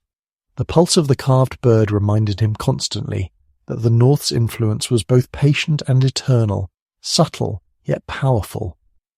The threads of consequence and memory flowed through them, through the village and through the world, unseen yet undeniably present. As dawn approached, casting pale light across the frozen landscape, Eric looked toward the horizon. The aurora still shimmered faintly, a reminder that the North watched always, guiding those who chose to observe, to act with courage, and to honour truth. The journey had ended, yet the lessons endured, and in the quiet moments of life through choice, action, and awareness, the pulse of the North would continue, eternal, patient, and profoundly alive. Winter's grip on the village had softened as the first hints of spring began to melt the frozen streams, yet the pulse of the North remained. Eric felt it in every gust of wind, in the shifting frost along the riverbank, and in the steady beat of the carved bird in his hand. The lessons of the ledger, the summit, and the frost warden were now inseparable from his being, yet he knew that true mastery of awareness required continual vigilance. One evening, a faint disturbance rippled through the village, subtle at first, almost imperceptible. A tremor in the snow, a shimmer in the aurora, and a whisper carried on the wind that none but Eric seemed to hear clearly. He felt a tightening in his chest, a pulse within the bird that thrummed urgently. Something, the North itself, or perhaps a lingering trial, was calling. Bjorn noticed Eric's tension. "What is it, son?" he asked. Eric shook his head. "I don't know yet. But the North still has one lesson, one final reckoning. I can feel it. We are being tested not by frost or shadow, but by choice and understanding." The Vetafang crew gathered, their awareness heightened. Hakon's skepticism had been replaced by quiet attentiveness. Gunnar and Leif mirrored Eric's focus. Inga's ears twitched as though she sensed an unseen presence. Even Bjorn's calm steadiness carried the weight of the knowledge they had all gained. The aurora overhead brightened suddenly, casting the village in shimmering light. From the edge of the forest, spectral shapes emerged, not hostile, but mysterious, ghostly figures that seemed to weave in and out of the threads of light and shadow. Eric understood immediately. These were remnants of the ledger, echoes of the trials, testing their understanding, courage, and honesty one last time. He stepped forward, holding the carved bird aloft. We walk with truth, courage, and awareness, he said aloud, voice steady. We honor the ledger, the North, and its lessons. We accept responsibility for our actions, past, present, and future. The spectral forms paused, as if listening. Then, one by one, they began to dissolve into threads of light that wove themselves into the aurora above, forming a radiant canopy that shimmered with colours both familiar and otherworldly. The pulse of the bird matched the rhythm of the threads, steady and unwavering, and Eric felt the North acknowledging their understanding. Bjorn stepped beside him. "It is done," he said quietly. "The final reckoning is not a punishment, but confirmation. You have learned, observed, and acted with integrity. That is all the North requires." Hakon exhaled slowly, a rare smile breaking across his face. "I'll admit, that was something I never expected. But I understand it now, all of it. The courage, the choices, the responsibility." Inga nuzzled Eric's side, her eyes reflecting the aurora's light. Even the world seemed calmer, attuned to the resolution of the final trial.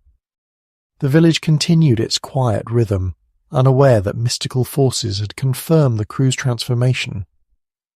Eric gazed at the horizon, feeling the pulse of the bird and the lingering threads of the ledger within him. "The North watches, guides, and observes," he said softly. "But now we walk in harmony with it. Our choices matter, our courage matters, our honesty matters." Bjorn placed a hand on his son's shoulder. "We carry the lessons forward," he said, "not as masters, but as guardians of truth, awareness, and consequence. The North will always be there, but it trusts us now." The aurora dimmed gradually as night deepened, leaving a soft shimmer across the snow. Eric, Bjorn, and the Veterfang crew stood together, aware of the journey they'd completed, the lessons they had learned, and the subtle, enduring presence of the North in all things. The carved bird pulsed one final time that night, steady and warm, a living heartbeat connecting them to the ledger, the frost warden, and the enduring currents of the North. The trials were over, yet the awareness, courage, and integrity they had gained would guide them forever. As dawn broke over the village, painting the horizon with light and the promise of spring, Eric smiled. The frozen expanse, the cliffs, the frost warden, and the mystical ledger were behind them, but their lessons would remain, eternal and alive, in the pulse of the wind, the shimmer of frost, and the hearts of those who dared to walk with courage, honesty, and awareness.